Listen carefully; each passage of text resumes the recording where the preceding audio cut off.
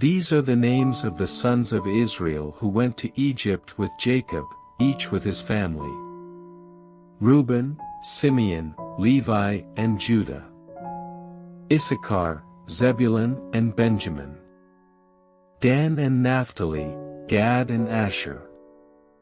The descendants of Jacob numbered 70 in all. Joseph was already in Egypt. Now Joseph and all his brothers and all that generation died. But the Israelites were fruitful and multiplied greatly and became exceedingly numerous, so that the land was filled with them. Then a new king, who did not know about Joseph, came to power in Egypt. "Look," he said to his people, "the Israelites have become much too numerous for us. Come, we must deal shrewdly with them, or they will become even more numerous and, if war breaks out, will join our enemies, fight against us and leave the country." So they put slave masters over them to oppress them with forced labor, and they built Pithom and Ramesses as store cities for Pharaoh. But the more they were oppressed, the more they multiplied and spread, so the Egyptians came to dread the Israelites and worked them ruthlessly. They made their lives bitter with hard labor in brick and mortar and with all kinds of work in the fields. In all their hard labor the Egyptians used them ruthlessly. The king of Egypt said to the Hebrew midwives, whose names were Shiphrah and Puah, "When you help the Hebrew women in childbirth and observe them on the delivery stool, if it is a boy, kill him, but if it is a girl, let her live." The midwives, however, feared God and did not do what the king of Egypt had told them to do. They let the boys live. Then the king of Egypt summoned the midwives and asked them, "Why have you done this? Why have you let the boys live?" The midwives answered Pharaoh, "Hebrew women are not like Egyptian women, they are vigorous and give birth before the midwives arrive." So God was kind to the midwives, and the people increased and became even more numerous. And because the midwives feared God, he gave them families of their own. Then Pharaoh gave this order to all his people, "Every boy that is born you must throw into the Nile, but let every girl live." Now a man of the house of Levi married a Levite woman. And she became pregnant and gave birth to a son. When she saw that he was a fine child, she hid him for 3 months. But when she could hide him no longer, she got a papyrus basket for him and coated it with tar and pitch. Then she placed the child in it and put it among the reeds along the bank of the Nile. His sister stood at a distance to see what would happen to him. Then Pharaoh's daughter went down to the Nile to bathe, and her attendants were walking along the river bank. She saw the basket among the reeds and sent her slave girl to get it. She opened it and saw the baby. He was crying, and she felt sorry for him. "This is one of the Hebrew babies," she said. Then his sister asked Pharaoh's daughter, "Shall I go and get one of the Hebrew women to nurse the baby for you?" "Yes, go," she answered. And the girl went and got the baby's mother. Pharaoh's daughter said to her, "Take this baby and nurse him for me, and I will pay you." So the woman took the baby and nursed him. When the child grew older, she took him to Pharaoh's daughter and he became her son. She named him Moses, saying, "I drew him out of the water." One day, after Moses had grown up, he went out to where his own people were and watched them at their hard labor. He saw an Egyptian beating a Hebrew, one of his own people. Glancing this way and that and seeing no one, he killed the Egyptian and hid him in the sand. The next day he went out and saw 2 Hebrews fighting. He asked the one in the wrong, "Why are you hitting your fellow Hebrew?" The man said, "Who made you ruler and judge over us? Are you thinking of killing me as you killed the Egyptian?" Then Moses was afraid and thought, "What I did must have become known." When Pharaoh heard of this, he tried to kill Moses, but Moses fled from Pharaoh and went to live in Midian, where he sat down by a well.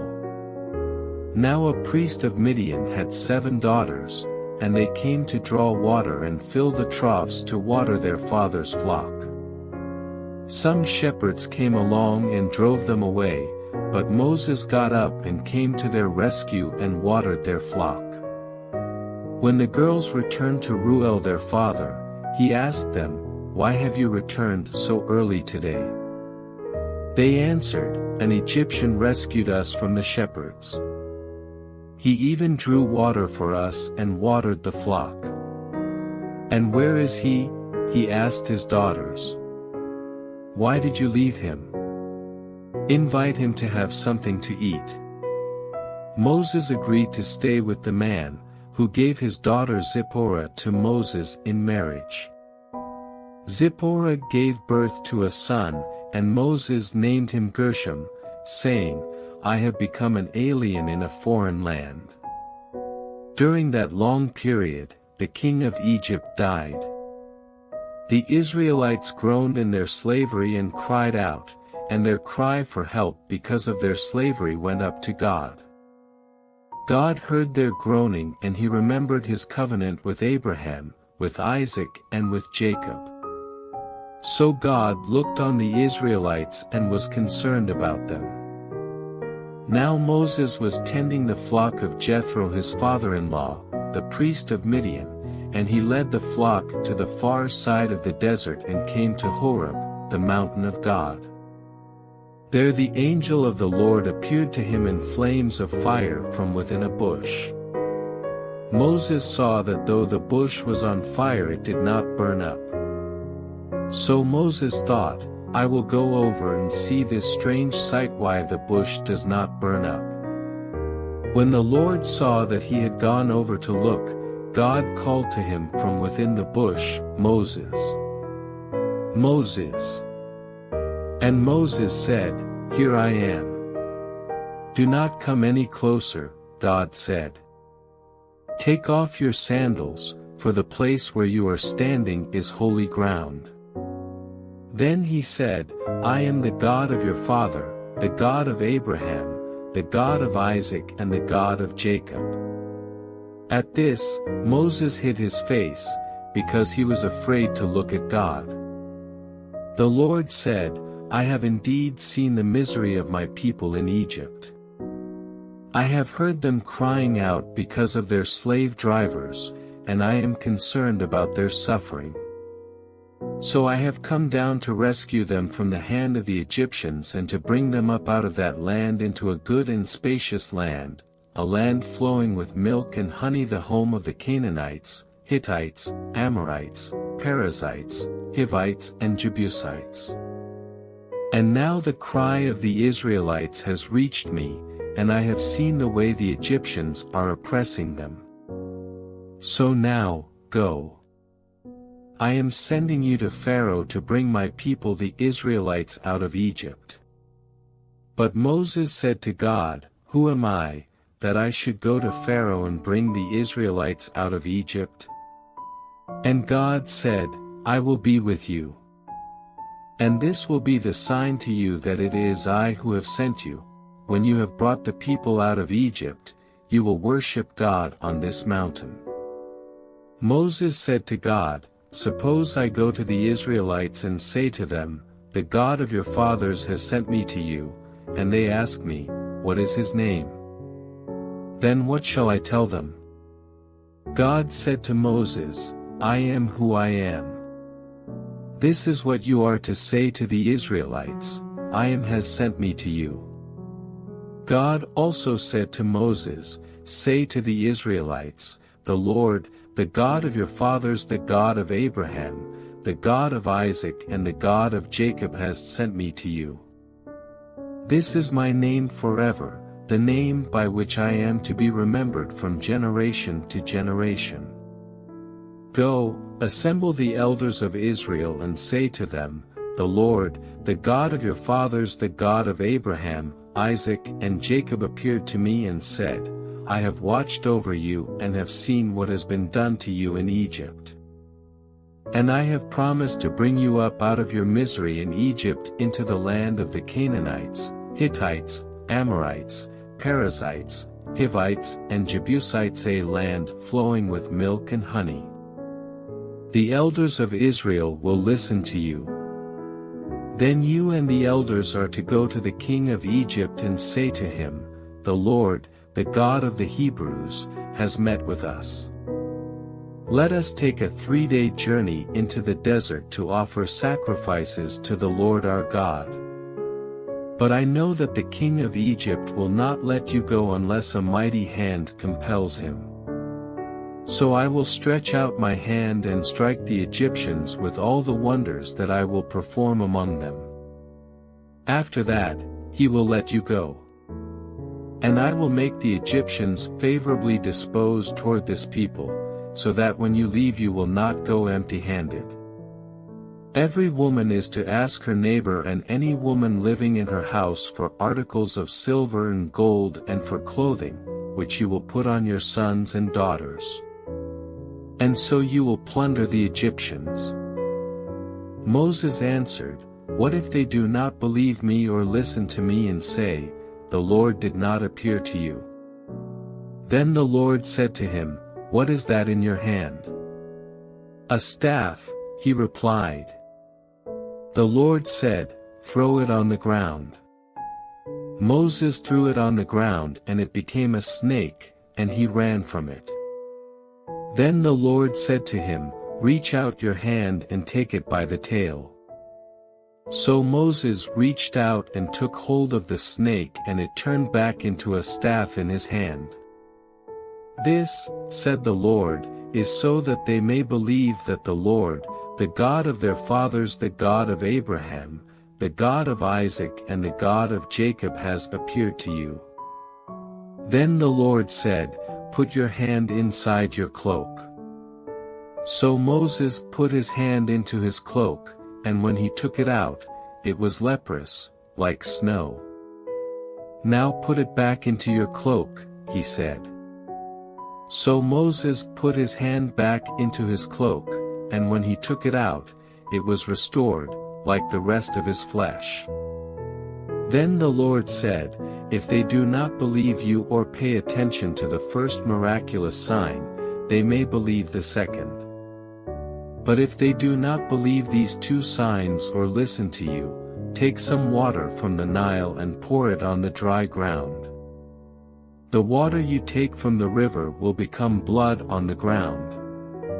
Moses said to the Lord, O Lord, I have never been eloquent, neither in the past nor since you have spoken to your servant. I am slow of speech and tongue. The Lord said to him, Who gave man his mouth? Who makes him deaf or mute?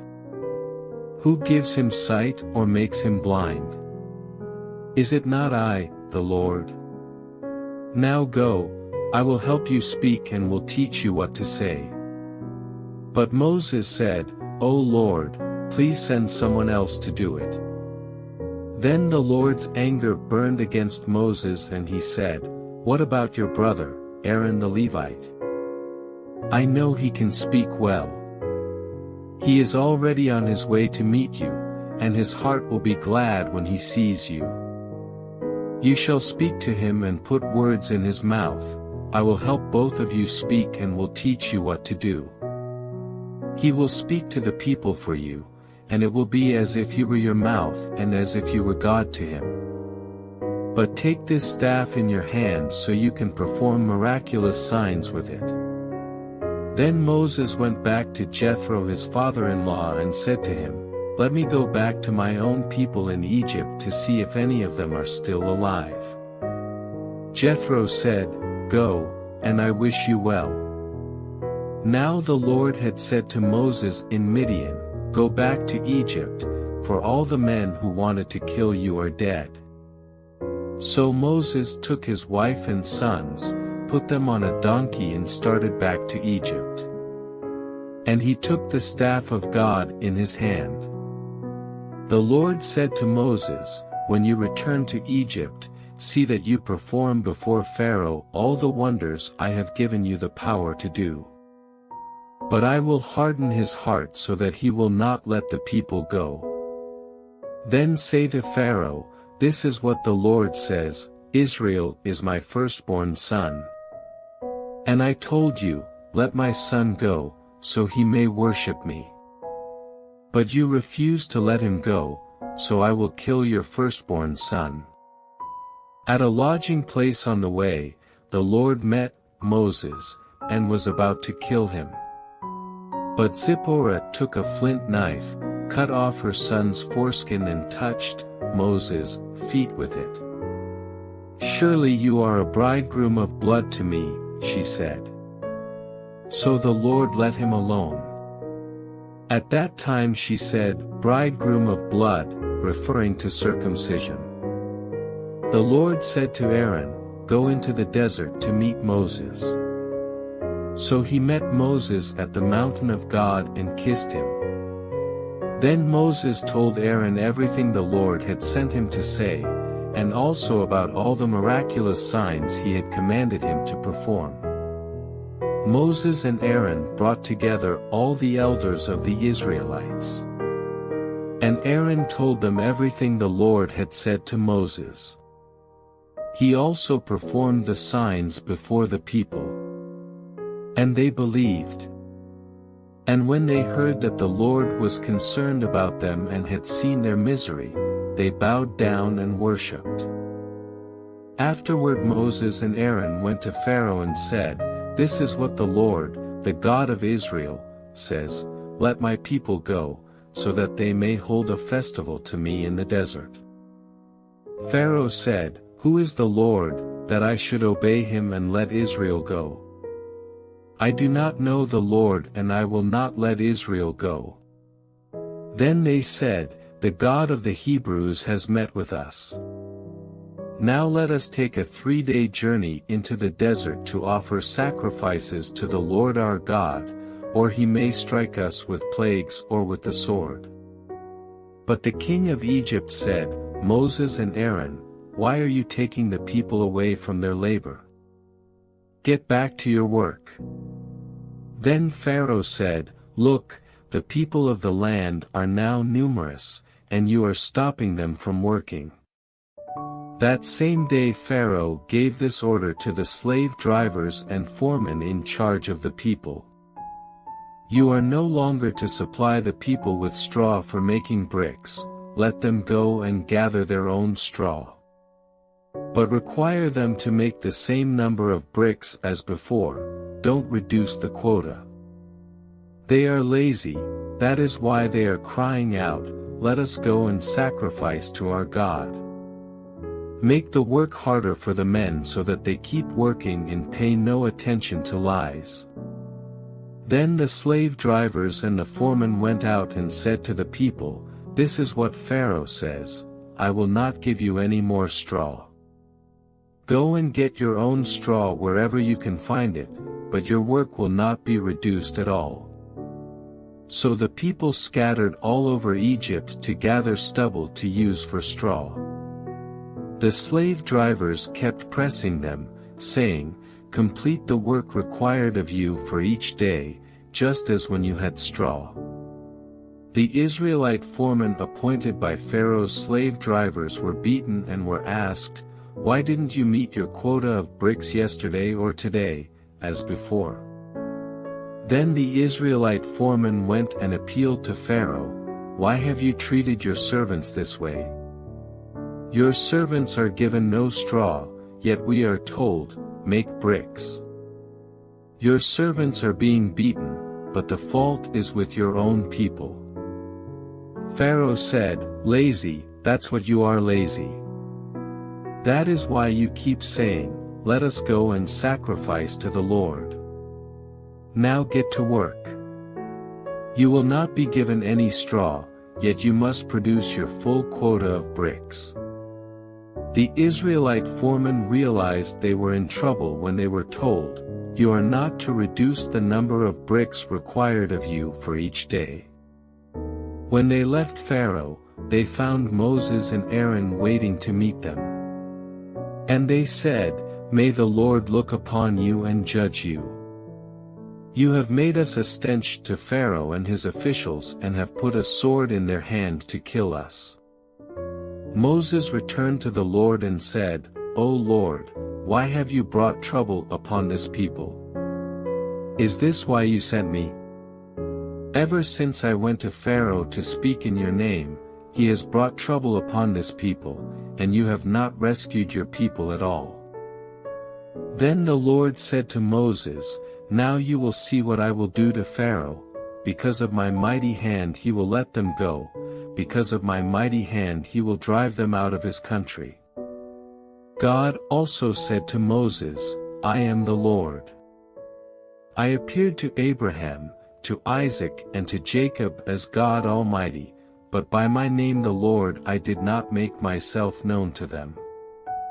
I also established my covenant with them to give them the land of Canaan, where they lived as aliens.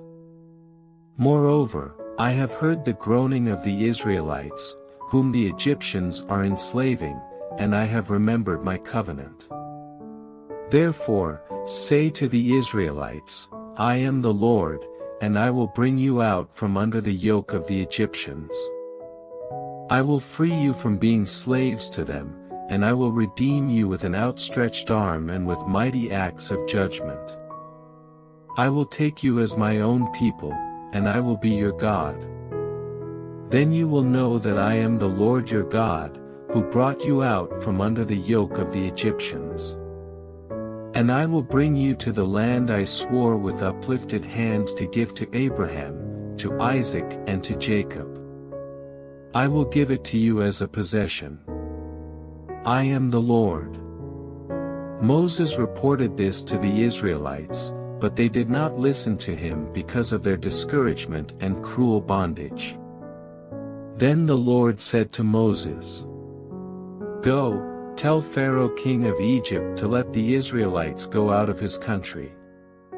But Moses said to the Lord, "If the Israelites will not listen to me, why would Pharaoh listen to me, since I speak with faltering lips?"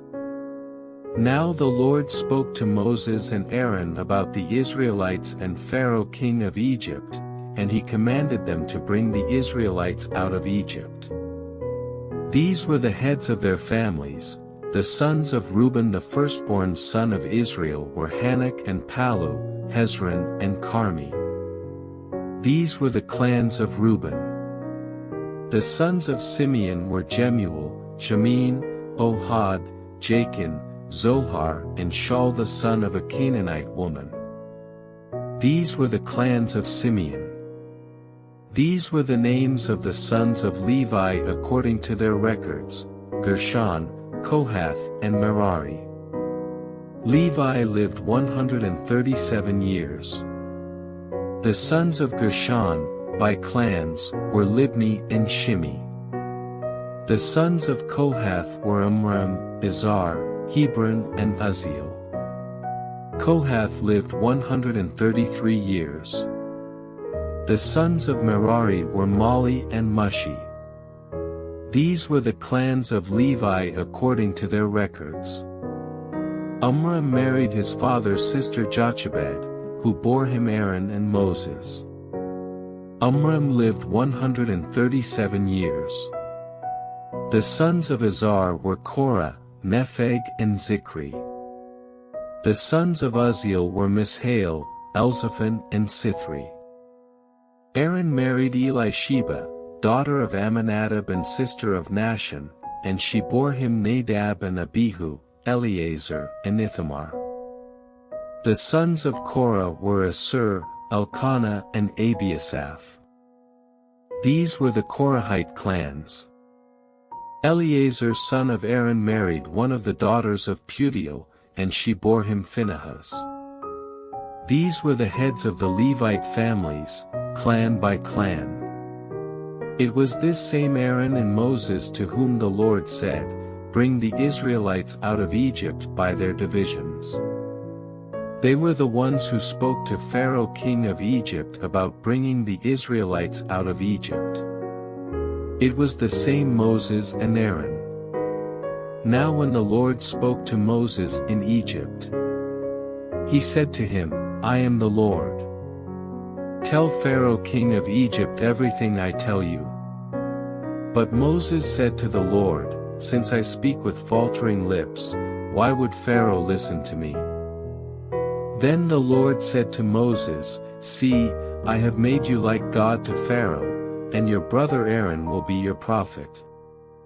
You are to say everything I command you, and your brother Aaron is to tell Pharaoh to let the Israelites go out of his country. But I will harden Pharaoh's heart, and though I multiply my miraculous signs and wonders in Egypt, he will not listen to you. Then I will lay my hand on Egypt, and with mighty acts of judgment I will bring out my divisions, my people the Israelites. And the Egyptians will know that I am the Lord when I stretch out my hand against Egypt and bring the Israelites out of it. Moses and Aaron did just as the Lord commanded them. Moses was 80 years old and Aaron 83 when they spoke to Pharaoh. The Lord said to Moses and Aaron, When Pharaoh says to you, Perform a miracle, then say to Aaron, Take your staff and throw it down before Pharaoh, and it will become a snake. So Moses and Aaron went to Pharaoh and did just as the Lord commanded. Aaron threw his staff down in front of Pharaoh and his officials, and it became a snake. Pharaoh then summoned wise men and sorcerers, and the Egyptian magicians also did the same things by their secret arts. Each one threw down his staff and it became a snake. But Aaron's staff swallowed up their staffs. Yet Pharaoh's heart became hard and he would not listen to them, just as the Lord had said. Then the Lord said to Moses, Pharaoh's heart is unyielding, he refuses to let the people go. Go to Pharaoh in the morning as he goes out to the water. Wait on the bank of the Nile to meet him, and take in your hand the staff that was changed into a snake. Then say to him, The Lord, the God of the Hebrews, has sent me to say to you, Let my people go, so that they may worship me in the desert. But until now you have not listened. This is what the Lord says, By this you will know that I am the Lord. With the staff that is in my hand I will strike the water of the Nile, and it will be changed into blood. The fish in the Nile will die, and the river will stink, the Egyptians will not be able to drink its water. The Lord said to Moses, Tell Aaron, Take your staff and stretch out your hand over the waters of Egypt, over the streams and canals, over the ponds and all the reservoirs, and they will turn to blood. Blood will be everywhere in Egypt, even in the wooden buckets and stone jars. Moses and Aaron did just as the Lord had commanded. He raised his staff in the presence of Pharaoh and his officials and struck the water of the Nile, and all the water was changed into blood. The fish in the Nile died, and the river smelled so bad that the Egyptians could not drink its water. Blood was everywhere in Egypt. But the Egyptian magicians did the same things by their secret arts, and Pharaoh's heart became hard, he would not listen to Moses and Aaron, just as the Lord had said. Instead, he turned and went into his palace, and did not take even this to heart. And all the Egyptians dug along the Nile to get drinking water, because they could not drink the water of the river. 7 days passed after the Lord struck the Nile. Then the Lord said to Moses, Go to Pharaoh and say to him, This is what the Lord says, Let my people go, so that they may worship me. If you refuse to let them go, I will plague your whole country with frogs. The Nile will teem with frogs. They will come up into your palace and your bedroom and onto your bed, into the houses of your officials and on your people, and into your ovens and kneading troughs. The frogs will go up on you and your people and all your officials. Then the Lord said to Moses, "Tell Aaron, stretch out your hand with your staff over the streams and canals and ponds, and make frogs come up on the land of Egypt." So Aaron stretched out his hand over the waters of Egypt, and the frogs came up and covered the land. But the magicians did the same things by their secret arts. They also made frogs come up on the land of Egypt. Pharaoh summoned Moses and Aaron and said, "Pray to the Lord to take the frogs away from me and my people, and I will let your people go to offer sacrifices to the Lord." Moses said to Pharaoh, "I leave to you the honor of setting the time for me to pray for you and your officials and your people, that you and your houses may be rid of the frogs, except for those that remain in the Nile." "Tomorrow," Pharaoh said.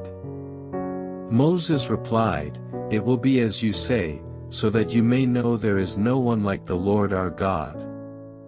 The frogs will leave you and your houses, your officials and your people. They will remain only in the Nile." After Moses and Aaron left Pharaoh, Moses cried out to the Lord about the frogs he had brought on Pharaoh. And the Lord did what Moses asked. The frogs died in the houses, in the courtyards and in the fields. They were piled into heaps, and the land reeked of them. But when Pharaoh saw that there was relief, he hardened his heart and would not listen to Moses and Aaron, just as the Lord had said. Then the Lord said to Moses, "Tell Aaron, stretch out your staff and strike the dust of the ground, and throughout the land of Egypt the dust will become gnats." They did this, and when Aaron stretched out his hand with the staff and struck the dust of the ground, gnats came upon men and animals. All the dust throughout the land of Egypt became gnats.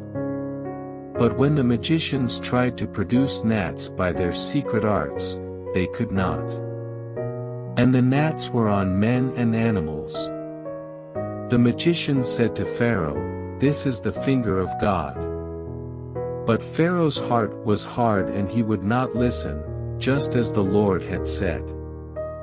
Then the Lord said to Moses, "Get up early in the morning and confront Pharaoh as he goes to the water and say to him, 'This is what the Lord says, let my people go, so that they may worship me. If you do not let my people go, I will send swarms of flies on you and your officials, on your people and into your houses. The houses of the Egyptians will be full of flies, and even the ground where they are. But on that day I will deal differently with the land of Goshen, where my people live. No swarms of flies will be there, so that you will know that I, the Lord, am in this land. I will make a distinction between my people and your people. This miraculous sign will occur tomorrow." And the Lord did this. Dense swarms of flies poured into Pharaoh's palace and into the houses of his officials, and throughout Egypt the land was ruined by the flies. Then Pharaoh summoned Moses and Aaron and said, "Go, sacrifice to your God here in the land." But Moses said, "That would not be right. The sacrifices we offer the Lord our God would be detestable to the Egyptians. And if we offer sacrifices that are detestable in their eyes, will they not stone us? We must take a 3-day journey into the desert to offer sacrifices to the Lord our God, as he commands us." Pharaoh said, "I will let you go to offer sacrifices to the Lord your God in the desert, but you must not go very far. Now pray for me." Moses answered, "As soon as I leave you, I will pray to the Lord, and tomorrow the flies will leave Pharaoh and his officials and his people. Only be sure that Pharaoh does not act deceitfully again by not letting the people go to offer sacrifices to the Lord." Then Moses left Pharaoh and prayed to the Lord. And the Lord did what Moses asked. The flies left Pharaoh and his officials and his people, not a fly remained. But this time also Pharaoh hardened his heart and would not let the people go. Then the Lord said to Moses, "Go to Pharaoh and say to him, 'This is what the Lord, the God of the Hebrews, says, Let my people go, so that they may worship me. If you refuse to let them go and continue to hold them back, the hand of the Lord will bring a terrible plague on your livestock in the field, on your horses and donkeys and camels, and on your cattle and sheep and goats. But the Lord will make a distinction between the livestock of Israel and that of Egypt, so that no animal belonging to the Israelites will die.'" The Lord set a time and said, "Tomorrow the Lord will do this in the land." And the next day the Lord did it. All the livestock of the Egyptians died, but not one animal belonging to the Israelites died. Pharaoh sent men to investigate and found that not even one of the animals of the Israelites had died. Yet his heart was unyielding and he would not let the people go.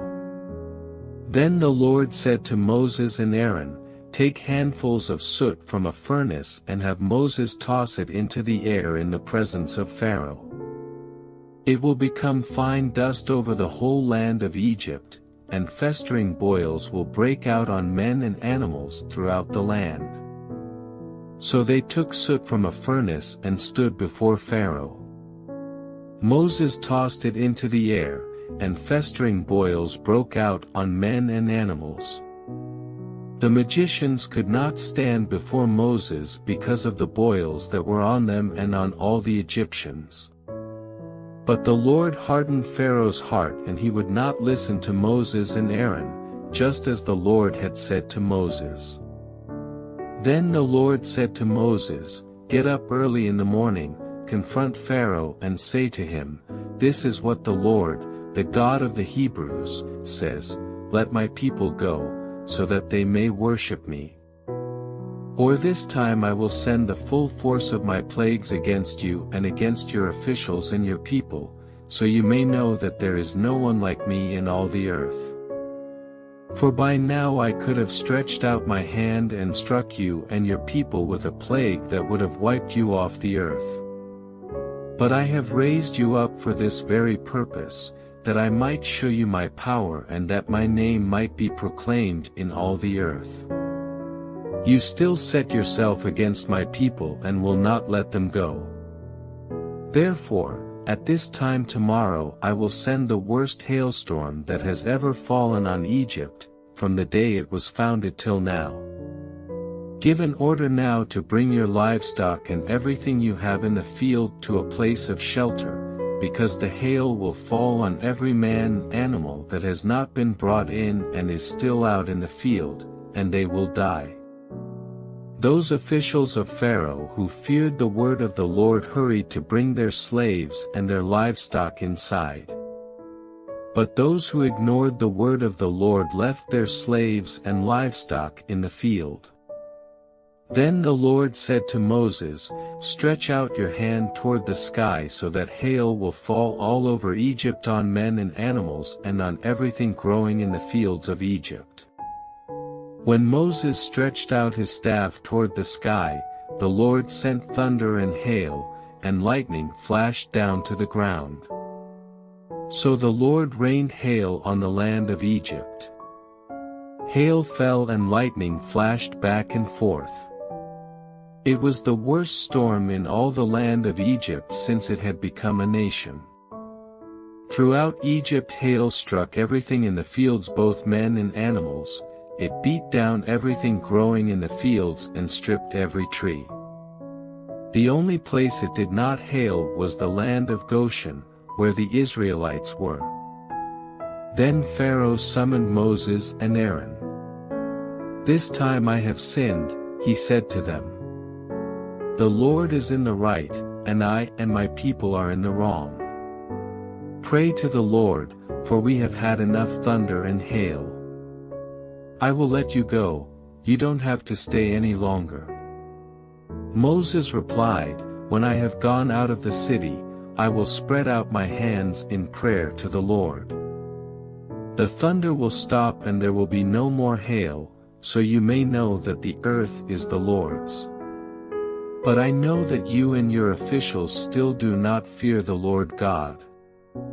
The flax and barley were destroyed, since the barley had headed and the flax was in bloom. The wheat and spelt, however, were not destroyed, because they ripen later. Then Moses left Pharaoh and went out of the city. He spread out his hands toward the Lord, the thunder and hail stopped, and the rain no longer poured down on the land. When Pharaoh saw that the rain and hail and thunder had stopped, he sinned again. He and his officials hardened their hearts. So Pharaoh's heart was hard and he would not let the Israelites go, just as the Lord had said through Moses. Then the Lord said to Moses, "Go to Pharaoh, for I have hardened his heart and the hearts of his officials so that I may perform these miraculous signs of mine among them. That you may tell your children and grandchildren how I dealt harshly with the Egyptians and how I performed my signs among them, and that you may know that I am the Lord." So Moses and Aaron went to Pharaoh and said to him, "This is what the Lord, the God of the Hebrews, says, How long will you refuse to humble yourself before me? Let my people go, so that they may worship me. If you refuse to let them go, I will bring locusts into your country tomorrow. They will cover the face of the ground so that it cannot be seen.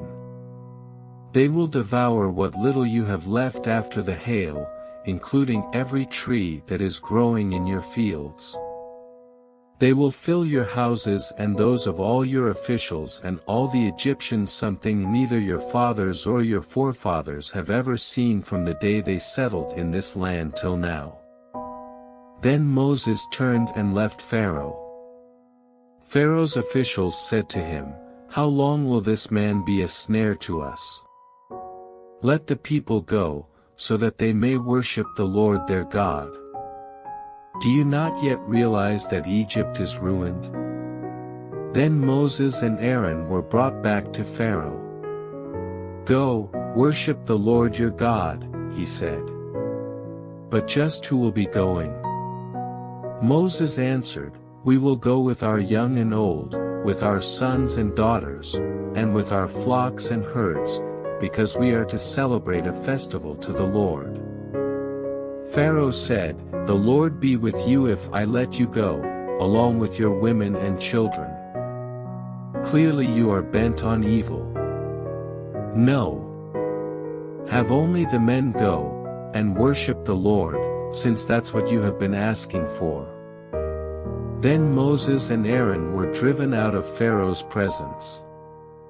And the Lord said to Moses, "Stretch out your hand over Egypt so that locusts will swarm over the land and devour everything growing in the fields, everything left by the hail." So Moses stretched out his staff over Egypt, and the Lord made an east wind blow across the land all that day and all that night. By morning the wind had brought the locusts. They invaded all Egypt and settled down in every area of the country in great numbers. Never before had there been such a plague of locusts, nor will there ever be again. They covered all the ground until it was black. They devoured all that was left after the hail, everything growing in the fields and the fruit on the trees. Nothing green remained on tree or plant in all the land of Egypt. Pharaoh quickly summoned Moses and Aaron and said, "I have sinned against the Lord your God and against you. Now forgive my sin once more and pray to the Lord your God to take this deadly plague away from me." Moses then left Pharaoh and prayed to the Lord. And the Lord changed the wind to a very strong west wind, which caught up the locusts and carried them into the Red Sea. Not a locust was left anywhere in Egypt. But the Lord hardened Pharaoh's heart, and he would not let the Israelites go. Then the Lord said to Moses, "Stretch out your hand toward the sky so that darkness will spread over Egypt, darkness that can be felt." So Moses stretched out his hand toward the sky, and total darkness covered all Egypt for 3 days. No one could see anyone else or leave his place for 3 days. Yet all the Israelites had light in the places where they lived. Then Pharaoh summoned Moses and said, "Go, worship the Lord. Even your women and children may go with you, only leave your flocks and herds behind." But Moses said, "You must allow us to have sacrifices and burnt offerings to present to the Lord our God. Our livestock too must go with us, not a hoof is to be left behind. We have to use some of them in worshiping the Lord our God, and until we get there we will not know what we are to use to worship the Lord." But the Lord hardened Pharaoh's heart, and he was not willing to let them go. Pharaoh said to Moses, "Get out of my sight. Make sure you do not appear before me again. The day you see my face you will die." "Just as you say," Moses replied, "I will never appear before you again." Now the Lord had said to Moses, "I will bring one more plague on Pharaoh and on Egypt. After that, he will let you go from here, and when he does, he will drive you out completely. Tell the people that men and women alike are to ask their neighbors for articles of silver and gold." The Lord made the Egyptians favorably disposed toward the people, and Moses himself was highly regarded in Egypt by Pharaoh's officials and by the people. So Moses said, "This is what the Lord says, about midnight I will go throughout Egypt. Every firstborn son in Egypt will die, from the firstborn son of Pharaoh, who sits on the throne, to the firstborn son of the slave girl, who is at her hand mill, and all the firstborn of the cattle as well. There will be loud wailing throughout Egypt, worse than there has ever been or ever will be again. But among the Israelites not a dog will bark at any man or animal. Then you will know that the Lord makes a distinction between Egypt and Israel. All these officials of yours will come to me, bowing down before me and saying, 'Go, you and all the people who follow you.' After that I will leave." Then Moses, hot with anger, left Pharaoh. The Lord had said to Moses, "Pharaoh will refuse to listen to you so that my wonders may be multiplied in Egypt." Moses and Aaron performed all these wonders before Pharaoh, but the Lord hardened Pharaoh's heart, and he would not let the Israelites go out of his country. The Lord said to Moses and Aaron in Egypt, "This month is to be for you the first month of your year. Tell the whole community of Israel that on the 10th day of this month each man is to take a lamb for his family, one for each household. If any household is too small for a whole lamb, they must share one with their nearest neighbor, having taken into account the number of people there are. You are to determine the amount of lamb needed in accordance with what each person will eat. The animals you choose must be year-old males without defect, and you may take them from the sheep or the goats. Take care of them until the 14th day of the month, when all the people of the community of Israel must slaughter them at twilight. Then they are to take some of the blood and put it on the sides and tops of the doorframes of the houses where they eat the lambs. That same night they are to eat the meat roasted over the fire, along with bitter herbs, and bread made without yeast. Do not eat the meat raw or cooked in water, but roast it over the fire, head, legs and inner parts. Do not leave any of it till morning. If some is left till morning, you must burn it.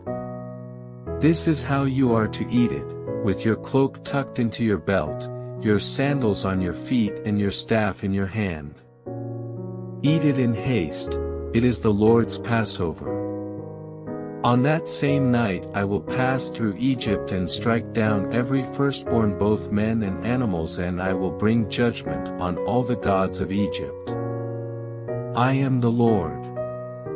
The blood will be a sign for you on the houses where you are, and when I see the blood, I will pass over you. No destructive plague will touch you when I strike Egypt. This is a day you are to commemorate, for the generations to come you shall celebrate it as a festival to the Lord, a lasting ordinance.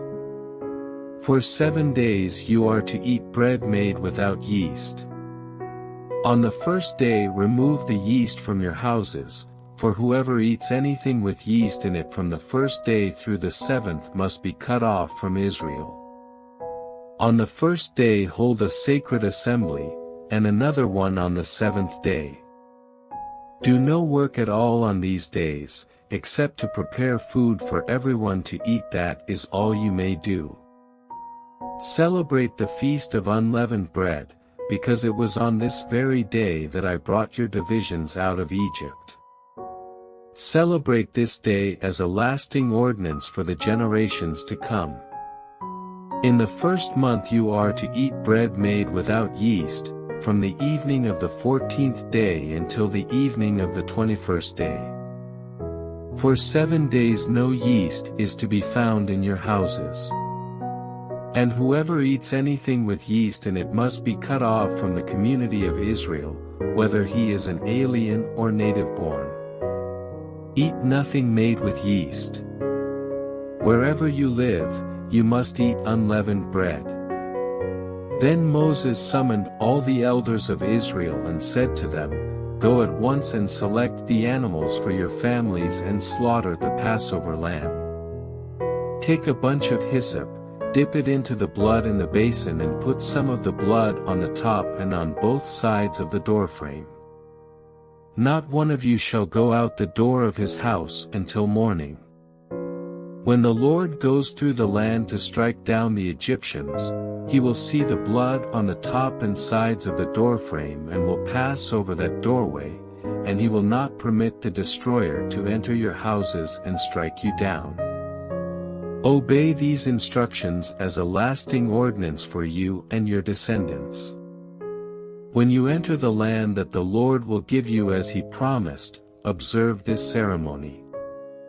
And when your children ask you, What does this ceremony mean to you?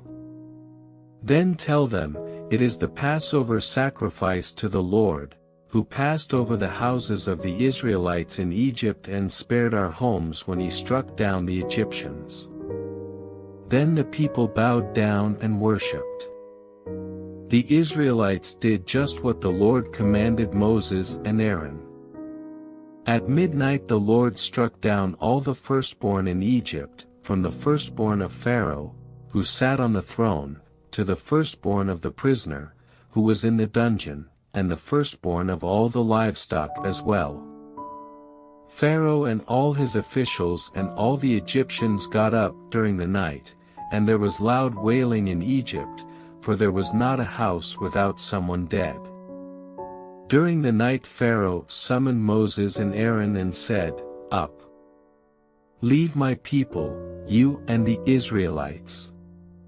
Go, worship the Lord as you have requested. Take your flocks and herds, as you have said, and go. And also bless me. The Egyptians urged the people to hurry and leave the country. For otherwise, they said, we will all die.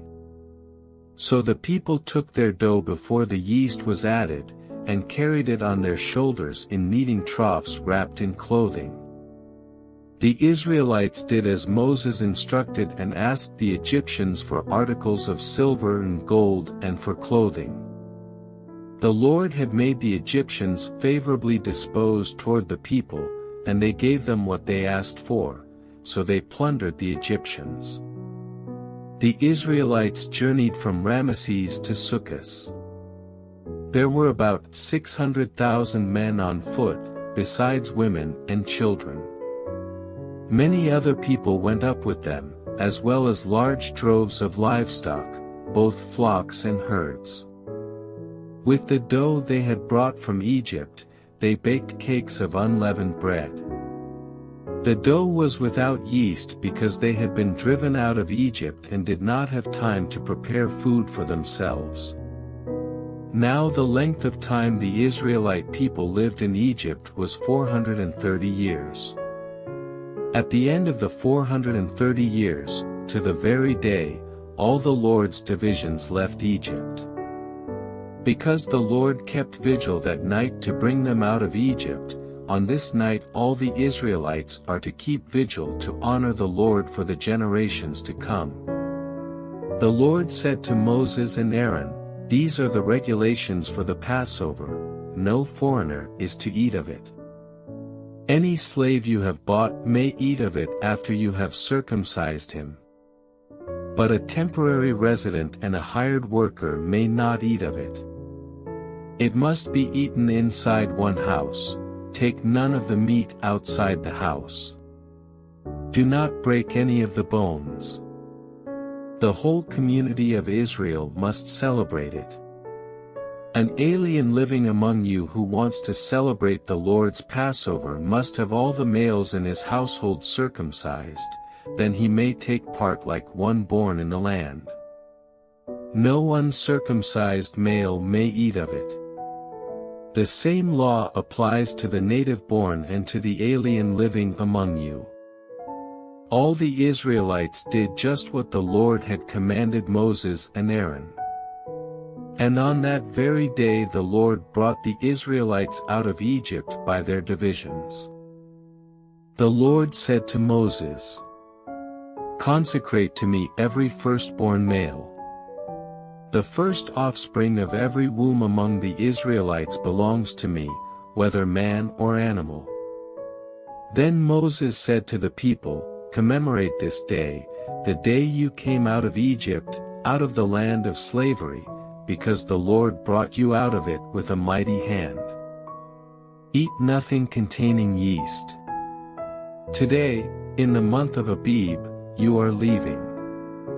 When the Lord brings you into the land of the Canaanites, Hittites, Amorites, Hivites, and Jebusites, the land he swore to your forefathers to give you, a land flowing with milk and honey, you are to observe this ceremony in this month. For 7 days eat bread made without yeast, and on the 7th day hold a festival to the Lord. Eat unleavened bread during those 7 days, nothing with yeast in it is to be seen among you, nor shall any yeast be seen anywhere within your borders. On that day tell your son, I do this because of what the Lord did for me when I came out of Egypt. This observance will be for you like a sign on your hand and a reminder on your forehead that the law of the Lord is to be on your lips. For the Lord brought you out of Egypt with his mighty hand. You must keep this ordinance at the appointed time year after year. After the Lord brings you into the land of the Canaanites and gives it to you, as he promised on oath to you and your forefathers. You are to give over to the Lord the first offspring of every womb. All the firstborn males of your livestock belong to the Lord. Redeem with a lamb every firstborn donkey, but if you do not redeem it, break its neck. Redeem every firstborn among your sons. In days to come, when your son asks you, "What does this mean?" say to him, "With a mighty hand the Lord brought us out of Egypt, out of the land of slavery. When Pharaoh stubbornly refused to let us go, the Lord killed every firstborn in Egypt, both man and animal. This is why I sacrifice to the Lord the first male offspring of every womb and redeem each of my firstborn sons. And it will be like a sign on your hand and a symbol on your forehead that the Lord brought us out of Egypt with his mighty hand. When Pharaoh let the people go, God did not lead them on the road through the Philistine country, though that was shorter.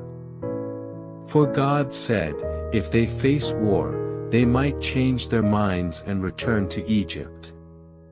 So God led the people around by the desert road toward the Red Sea. The Israelites went up out of Egypt armed for battle.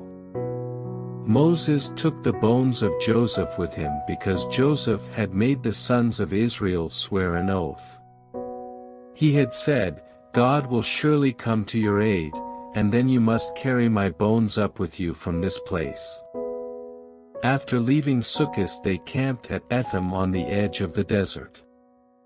By day the Lord went ahead of them in a pillar of cloud to guide them on their way, and by night in a pillar of fire to give them light, so that they could travel by day or night.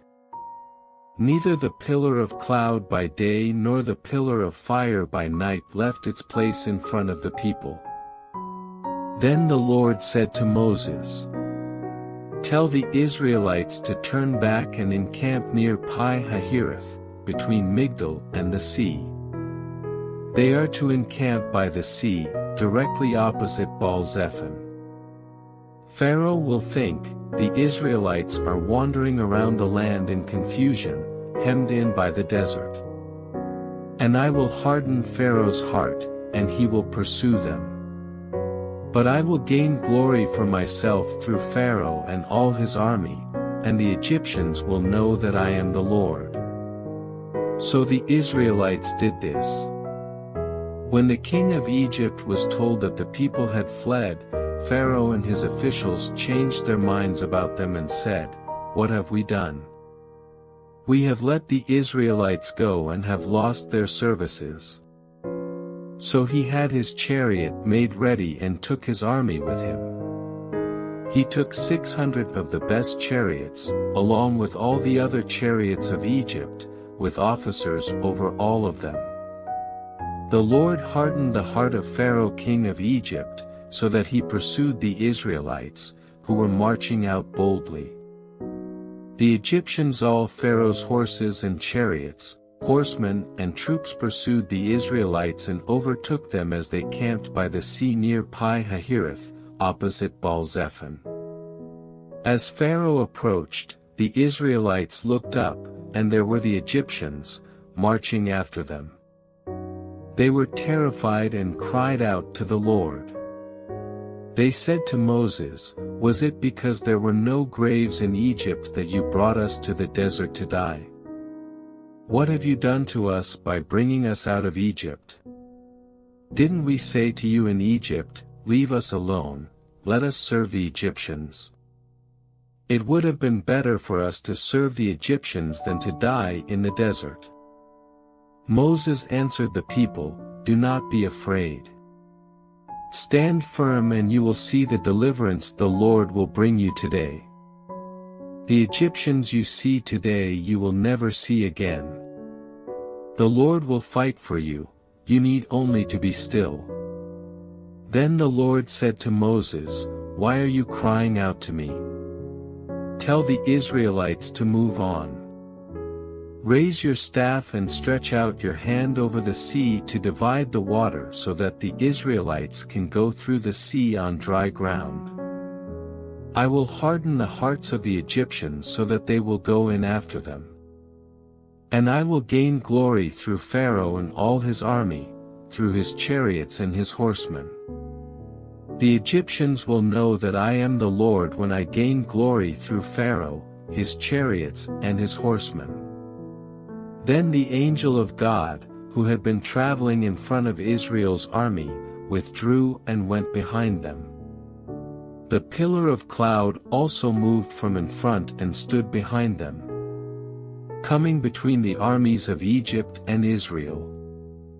Throughout the night the cloud brought darkness to the one side and light to the other side, so neither went near the other all night long. Then Moses stretched out his hand over the sea, and all that night the Lord drove the sea back with a strong east wind and turned it into dry land. The waters were divided. And the Israelites went through the sea on dry ground, with a wall of water on their right and on their left. The Egyptians pursued them, and all Pharaoh's horses and chariots and horsemen followed them into the sea. During the last watch of the night the Lord looked down from the pillar of fire and cloud at the Egyptian army and threw it into confusion. He made the wheels of their chariots come off so that they had difficulty driving. And the Egyptians said, "Let's get away from the Israelites. The Lord is fighting for them against Egypt." Then the Lord said to Moses, "Stretch out your hand over the sea so that the waters may flow back over the Egyptians and their chariots and horsemen." Moses stretched out his hand over the sea, and at daybreak the sea went back to its place. The Egyptians were fleeing toward it, and the Lord swept them into the sea. The water flowed back and covered the chariots and horsemen, the entire army of Pharaoh that had followed the Israelites into the sea. Not one of them survived. But the Israelites went through the sea on dry ground, with a wall of water on their right and on their left. That day the Lord saved Israel from the hands of the Egyptians, and Israel saw the Egyptians lying dead on the shore.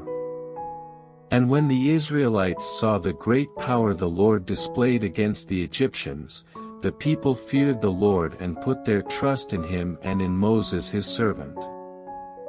Then Moses and the Israelites sang this song to the Lord, "I will sing to the Lord, for he is highly exalted. The horse and its rider he has hurled into the sea.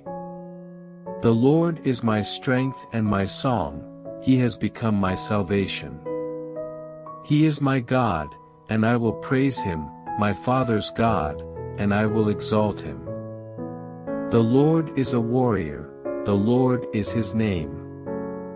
Pharaoh's chariots and his army he has hurled into the sea. The best of Pharaoh's officers are drowned in the Red Sea. The deep waters have covered them, they sank to the depths like a stone. Your right hand, O Lord, was majestic in power. Your right hand, O Lord, shattered the enemy.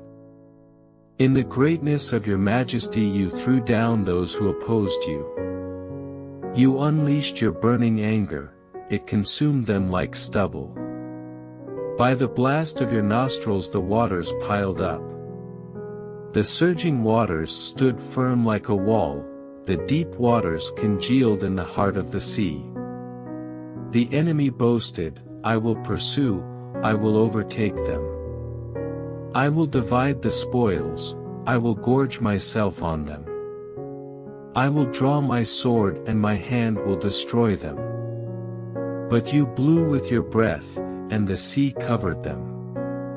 They sank like lead in the mighty waters.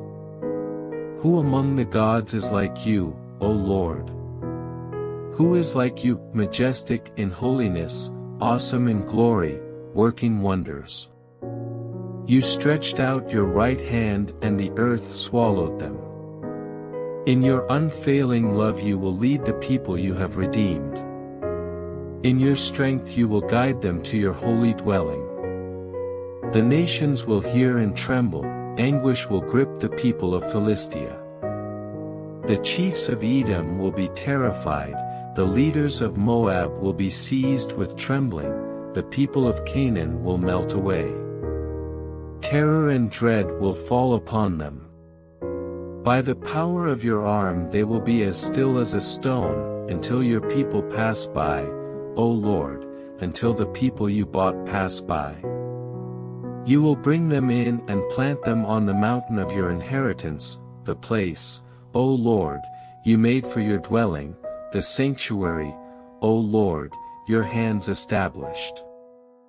The Lord will reign forever and ever. When Pharaoh's horses, chariots and horsemen went into the sea, the Lord brought the waters of the sea back over them, but the Israelites walked through the sea on dry ground. Then Miriam the prophetess, Aaron's sister, took a tambourine in her hand, and all the women followed her, with tambourines and dancing. Miriam sang to them, "Sing to the Lord, for he is highly exalted. The horse and its rider he has hurled into the sea." Then Moses led Israel from the Red Sea and they went into the desert of Shur. For 3 days they traveled in the desert without finding water. When they came to Marah, they could not drink its water because it was bitter. That is why the place is called Marah. So the people grumbled against Moses, saying, "What are we to drink?" Then Moses cried out to the Lord, and the Lord showed him a piece of wood. He threw it into the water, and the water became sweet. There the Lord made a decree and a law for them, and there he tested them. He said, "If you listen carefully to the voice of the Lord your God and do what is right in his eyes, if you pay attention to his commands and keep all his decrees, I will not bring on you any of the diseases I brought on the Egyptians, for I am the Lord, who heals you." Then they came to Elim, where there were 12 springs and 70 palm trees, and they camped there near the water. The whole Israelite community set out from Elim and came to the desert of Sin, which is between Elim and Sinai, on the 15th day of the 2nd month after they had come out of Egypt. In the desert the whole community grumbled against Moses and Aaron. The Israelites said to them, "If only we had died by the Lord's hand in Egypt. There we sat around pots of meat and ate all the food we wanted, but you have brought us out into this desert to starve this entire assembly to death."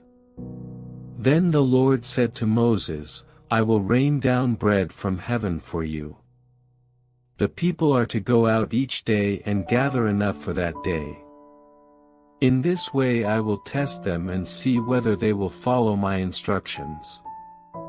On the 6th day they are to prepare what they bring in, and that is to be twice as much as they gather on the other days." So Moses and Aaron said to all the Israelites, "In the evening you will know that it was the Lord who brought you out of Egypt. And in the morning you will see the glory of the Lord, because he has heard your grumbling against him. Who are we, that you should grumble against us?"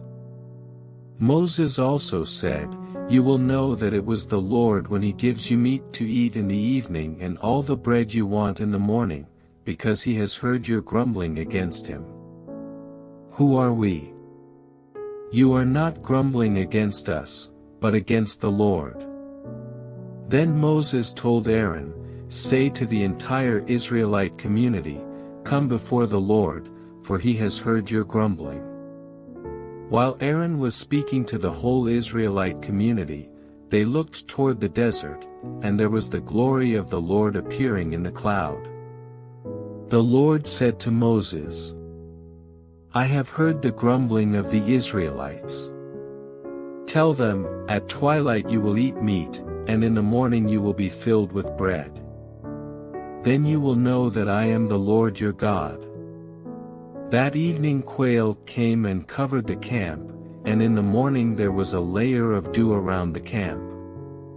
When the dew was gone, thin flakes like frost on the ground appeared on the desert floor. When the Israelites saw it, they said to each other, "What is it?" For they did not know what it was. Moses said to them, "It is the bread the Lord has given you to eat. This is what the Lord has commanded, each one is to gather as much as he needs. Take an omer for each person you have in your tent." The Israelites did as they were told, some gathered much, some little. And when they measured it by the omer, he who gathered much did not have too much, and he who gathered little did not have too little. Each one gathered as much as he needed. Then Moses said to them, "No one is to keep any of it until morning." However, some of them paid no attention to Moses. They kept part of it until morning, but it was full of maggots and began to smell. So Moses was angry with them.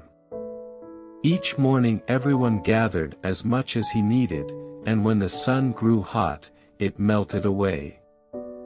On the 6th day, they gathered twice as much, 2 omers for each person, and the leaders of the community came and reported this to Moses. He said to them, "This is what the Lord commanded, tomorrow is to be a day of rest, a holy Sabbath to the Lord. So bake what you want to bake and boil what you want to boil. Save whatever is left and keep it until morning." So they saved it until morning, as Moses commanded, and it did not stink or get maggots in it. "Eat it today," Moses said, "because today is a Sabbath to the Lord. You will not find any of it on the ground today. 6 days you are to gather it, but on the 7th day, the Sabbath, there will not be any." Nevertheless, some of the people went out on the 7th day to gather it, but they found none. Then the Lord said to Moses, "How long will you refuse to keep my commands and my instructions? Bear in mind that the Lord has given you the Sabbath, that is why on the 6th day he gives you bread for 2 days. Everyone is to stay where he is on the 7th day, no one is to go out." So the people rested on the 7th day. The people of Israel called the bread manna. It was white like coriander seed and tasted like wafers made with honey. Moses said, "This is what the Lord has commanded, take an omer of manna and keep it for the generations to come, so they can see the bread I gave you to eat in the desert when I brought you out of Egypt." So Moses said to Aaron, "Take a jar and put an omer of manna in it. Then place it before the Lord to be kept for the generations to come." As the Lord commanded Moses, Aaron put the manna in front of the testimony, that it might be kept. The Israelites ate manna 40 years, until they came to a land that was settled. They ate manna until they reached the border of Canaan. An omer is 1/10 of an ephah. The whole Israelite community set out from the desert of Sin, traveling from place to place as the Lord commanded. They camped at Rephidim, but there was no water for the people to drink. So they quarreled with Moses and said, "Give us water to drink." Moses replied, "Why do you quarrel with me? Why do you put the Lord to the test?" But the people were thirsty for water there, and they grumbled against Moses. They said, "Why did you bring us up out of Egypt to make us and our children and livestock die of thirst?" Then Moses cried out to the Lord, "What am I to do with these people? They are almost ready to stone me." The Lord answered Moses, "Walk on ahead of the people. Take with you some of the elders of Israel and take in your hand the staff with which you struck the Nile, and go. I will stand there before you by the rock at Horeb. Strike the rock, and water will come out of it for the people to drink." So Moses did this in the sight of the elders of Israel. And he called the place Massah and Meribah because the Israelites quarreled and because they tested the Lord saying, "Is the Lord among us or not?" The Amalekites came and attacked the Israelites at Rephidim. Moses said to Joshua, "Choose some of our men and go out to fight the Amalekites. Tomorrow I will stand on top of the hill with the staff of God in my hands." So Joshua fought the Amalekites as Moses had ordered, and Moses, Aaron and Hur went to the top of the hill. As long as Moses held up his hands, the Israelites were winning, but whenever he lowered his hands, the Amalekites were winning. When Moses' hands grew tired, they took a stone and put it under him and he sat on it. Aaron and Hur held his hands up, one on one side, one on the other, so that his hands remained steady till sunset. So Joshua overcame the Amalekite army with the sword. Then the Lord said to Moses, "Write this on a scroll as something to be remembered, and make sure that Joshua hears it, because I will completely blot out the memory of Amalek from under heaven." Moses built an altar and called it "The Lord is my banner." He said, 4 hands were lifted up to the throne of the Lord. The Lord will be at war against the Amalekites from generation to generation. Now Jethro, the priest of Midian and father-in-law of Moses, heard of everything God had done for Moses and for his people Israel, and how the Lord had brought Israel out of Egypt. After Moses had sent away his wife Zipporah, his father-in-law Jethro received her and her 2 sons. One son was named Gershom, for Moses said, "I have become an alien in a foreign land." And the other was named Eleazar, for he said, "My father's God was my helper, he saved me from the sword of Pharaoh." Jethro, Moses' father-in-law, together with Moses' sons and wife, came to him in the desert, where he was camped near the mountain of God. Jethro had sent word to him, "I, your father-in-law Jethro, am coming to you with your wife and her 2 sons." So Moses went out to meet his father-in-law and bowed down and kissed him. They greeted each other and then went into the tent. Moses told his father-in-law about everything the Lord had done to Pharaoh and the Egyptians for Israel's sake, and about all the hardships they had met along the way and how the Lord had saved them. Jethro was delighted to hear about all the good things the Lord had done for Israel in rescuing them from the hand of the Egyptians. He said, "Praise be to the Lord, who rescued you from the hand of the Egyptians and of Pharaoh, and who rescued the people from the hand of the Egyptians. Now I know that the Lord is greater than all other gods, for he did this to those who had treated Israel arrogantly." Then Jethro, Moses' father-in-law, brought a burnt offering and other sacrifices to God, and Aaron came with all the elders of Israel to eat bread with Moses' father-in-law in the presence of God. The next day Moses took his seat to serve as judge for the people, and they stood around him from morning till evening. When his father-in-law saw all that Moses was doing for the people, he said, "What is this you are doing for the people? Why do you alone sit as judge, while all these people stand around you from morning till evening?" Moses answered him, "Because the people come to me to seek God's will. Whenever they have a dispute, it is brought to me, and I decide between the parties and inform them of God's decrees and laws." Moses' father-in-law replied, "What you are doing is not good. You and these people who come to you will only wear yourselves out. The work is too heavy for you, you cannot handle it alone. Listen now to me and I will give you some advice, and may God be with you. You must be the people's representative before God and bring their disputes to him. Teach them the decrees and laws, and show them the way to live and the duties they are to perform. But select capable men from all the people, men who fear God, trustworthy men who hate dishonest gain, and appoint them as officials over thousands, hundreds, fifties and tens. Have them serve as judges for the people at all times, but have them bring every difficult case to you, the simple cases they can decide themselves. That will make your load lighter, because they will share it with you.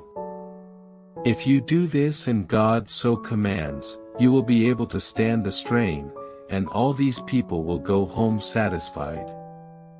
Moses listened to his father-in-law and did everything he said. He chose capable men from all Israel and made them leaders of the people, officials over thousands, hundreds, fifties and tens. They served as judges for the people at all times. The difficult cases they brought to Moses, but the simple ones they decided themselves. Then Moses sent his father-in-law on his way, and Jethro returned to his own country. In the 3rd month after the Israelites left Egypt, on the very day they came to the desert of Sinai. After they set out from Rephidim, they entered the desert of Sinai, and Israel camped there in the desert in front of the mountain. Then Moses went up to God, and the Lord called to him from the mountain and said, "This is what you are to say to the house of Jacob and what you are to tell the people of Israel. You yourselves have seen what I did to Egypt, and how I carried you on eagle's wings and brought you to myself. Now if you obey me fully and keep my covenant, then out of all nations you will be my treasured possession. Although the whole earth is mine, you will be for me a kingdom of priests and a holy nation. These are the words you are to speak to the Israelites." So Moses went back and summoned the elders of the people and set before them all the words the Lord had commanded him to speak. The people all responded together, "We will do everything the Lord has said." So Moses brought their answer back to the Lord. The Lord said to Moses, "I am going to come to you in a dense cloud, so that the people will hear me speaking with you and will always put their trust in you." Then Moses told the Lord what the people had said. And the Lord said to Moses, "Go to the people and consecrate them today and tomorrow. Have them wash their clothes. And be ready by the 3rd day, because on that day the Lord will come down on Mount Sinai in the sight of all the people. Put limits for the people around the mountain and tell them, 'Be careful that you do not go up the mountain or touch the foot of it. Whoever touches the mountain shall surely be put to death. He shall surely be stoned or shot with arrows, not a hand is to be laid on him. Whether man or animal, he shall not be permitted to live. Only when the ram's horn sounds a long blast may they go up to the mountain.'" After Moses had gone down the mountain to the people, he consecrated them, and they washed their clothes. Then he said to the people, "Prepare yourselves for the 3rd day. Abstain from sexual relations." On the morning of the 3rd day there was thunder and lightning, with a thick cloud over the mountain, and a very loud trumpet blast. Everyone in the camp trembled.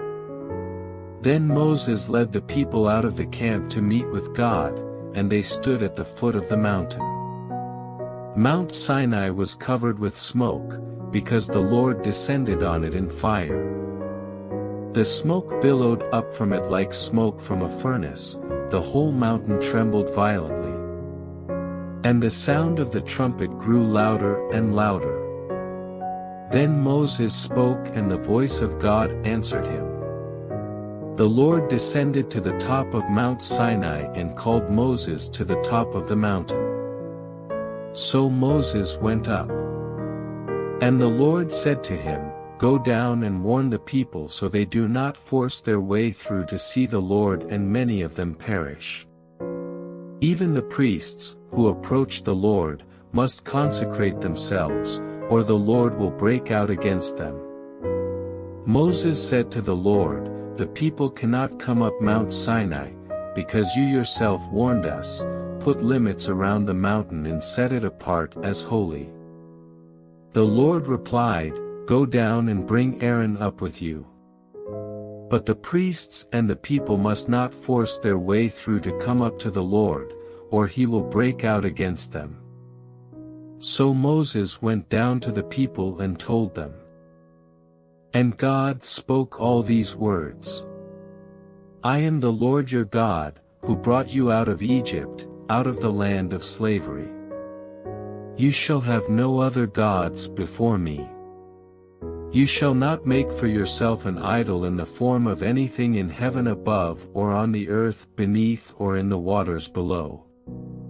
You shall not bow down to them or worship them, for I, the Lord your God, am a jealous God, punishing the children for the sin of the fathers to the third and fourth generation of those who hate me, but showing love to 1,000 generations of those who love me and keep my commandments. You shall not misuse the name of the Lord your God, for the Lord will not hold anyone guiltless who misuses his name. Remember the Sabbath day by keeping it holy. 6 days you shall labor and do all your work. But the seventh day is a Sabbath to the Lord your God. On it you shall not do any work, neither you, nor your son or daughter, nor your manservant or maidservant, nor your animals, nor the alien within your gates. For in 6 days the Lord made the heavens and the earth, the sea, and all that is in them, but he rested on the seventh day. Therefore the Lord blessed the Sabbath day and made it holy. Honor your father and your mother, so that you may live long in the land the Lord your God is giving you. You shall not murder. You shall not commit adultery. You shall not steal. You shall not give false testimony against your neighbor. You shall not covet your neighbor's house. You shall not covet your neighbor's wife, or his manservant or maidservant, his ox or donkey, or anything that belongs to your neighbor. When the people saw the thunder and lightning and heard the trumpet and saw the mountain in smoke, they trembled with fear. They stayed at a distance and said to Moses, Speak to us yourself and we will listen. But do not have God speak to us or we will die. Moses said to the people, Do not be afraid. God has come to test you, so that the fear of God will be with you to keep you from sinning. The people remained at a distance, while Moses approached the thick darkness where God was. Then the Lord said to Moses, Tell the Israelites this, You have seen for yourselves that I have spoken to you from heaven. Do not make any gods to be alongside me. Do not make for yourselves gods of silver or gods of gold. Make an altar of earth for me and sacrifice on it your burnt offerings and fellowship offerings, your sheep and goats and your cattle. Wherever I cause my name to be honored, I will come to you and bless you. If you make an altar of stones for me, do not build it with dressed stones, for you will defile it if you use a tool on it. And do not go up to my altar on steps, lest your nakedness be exposed on it. These are the laws you are to set before them. If you buy a Hebrew servant, he is to serve you for 6 years. But in the 7th year, he shall go free, without paying anything. If he comes alone, he is to go free alone, but if he has a wife when he comes, she is to go with him. If his master gives him a wife and she bears him sons or daughters, the woman and her children shall belong to her master, and only the man shall go free. But if the servant declares, I love my master and my wife and children and do not want to go free, then his master must take him before the judges. He shall take him to the door or the doorpost and pierce his ear with an awl. Then he will be his servant for life. If a man sells his daughter as a servant, she is not to go free as menservants do. If she does not please the master who has selected her for himself, he must let her be redeemed. He has no right to sell her to foreigners, because he has broken faith with her. If he selects her for his son, he must grant her the rights of a daughter. If he marries another woman, he must not deprive the first one of her food, clothing and marital rights. If he does not provide her with these three things, she is to go free, without any payment of money. Anyone who strikes a man and kills him shall surely be put to death. However, if he does not do it intentionally, but God lets it happen, he is to flee to a place I will designate. But if a man schemes and kills another man deliberately, take him away from my altar and put him to death. Anyone who attacks his father or his mother must be put to death. Anyone who kidnaps another and either sells him or still has him when he is caught must be put to death. Anyone who curses his father or mother must be put to death. If men quarrel and one hits the other with a stone or with his fist and he does not die but is confined to bed, the one who struck the blow will not be held responsible if the other gets up and walks around outside with his staff. However, he must pay the injured man for the loss of his time and see that he is completely healed.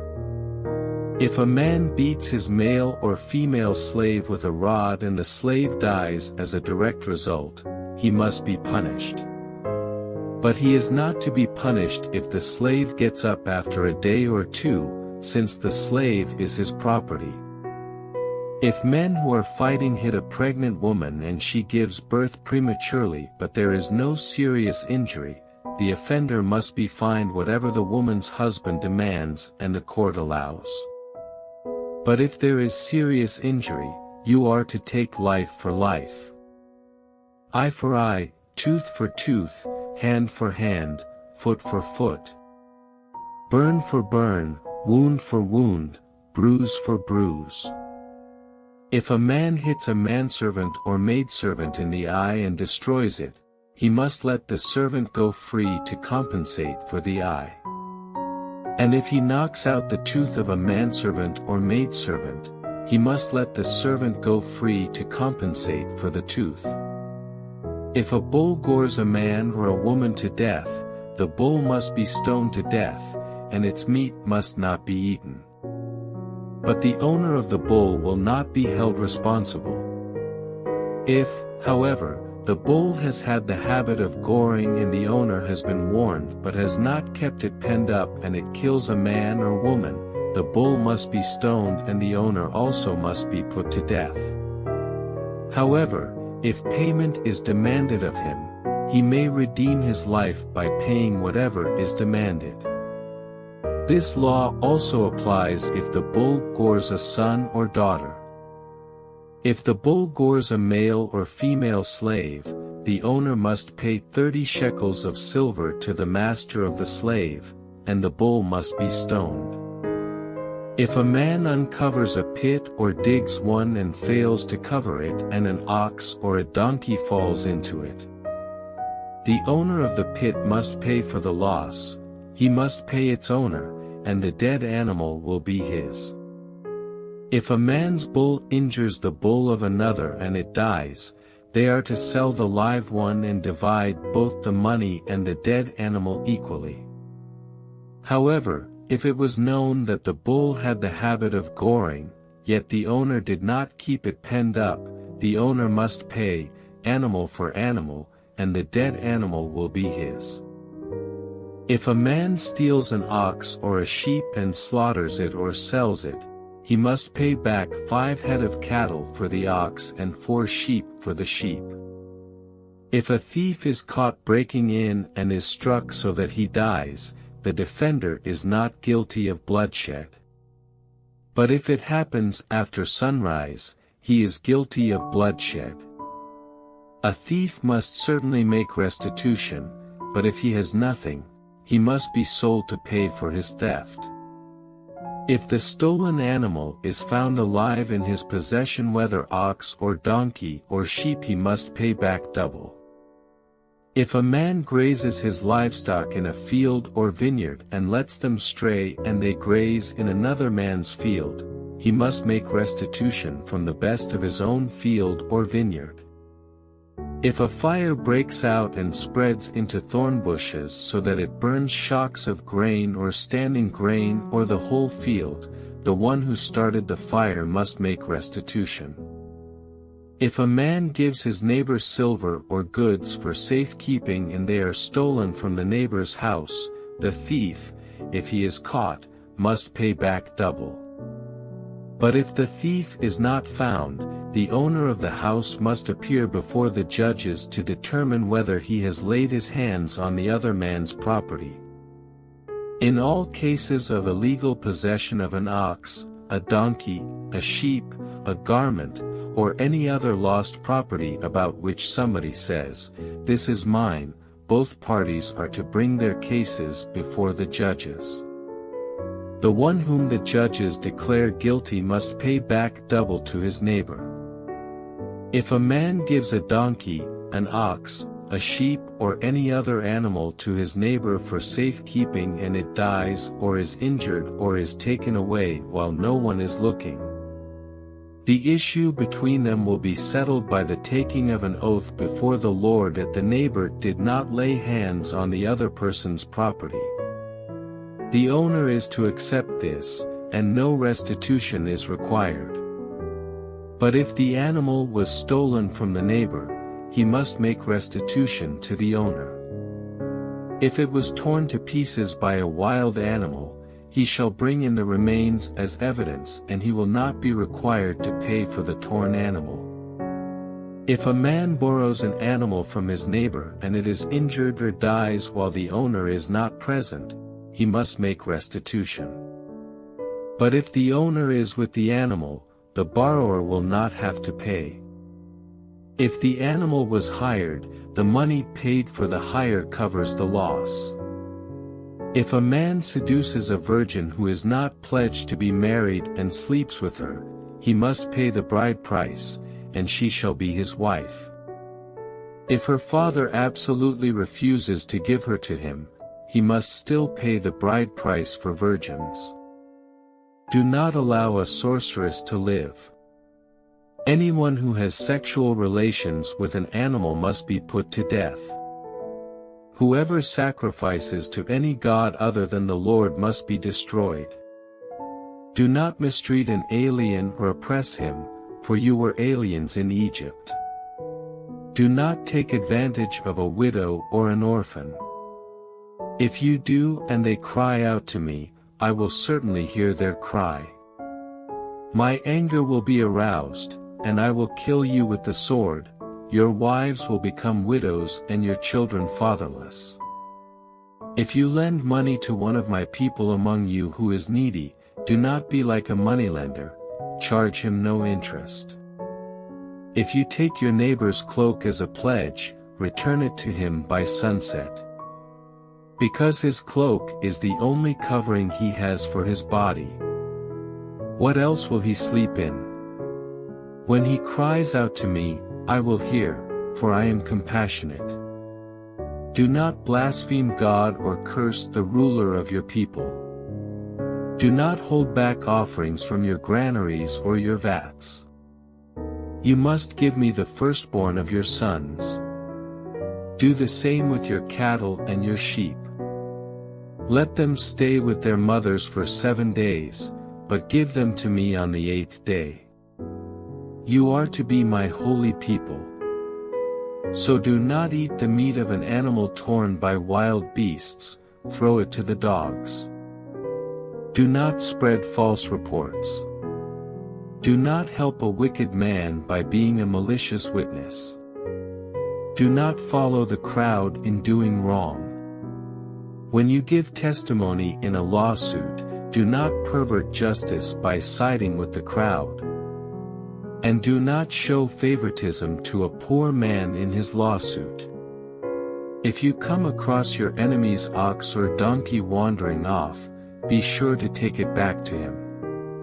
If you see the donkey of someone who hates you fallen down under its load, do not leave it there, be sure you help him with it. Do not deny justice to your poor people in their lawsuits.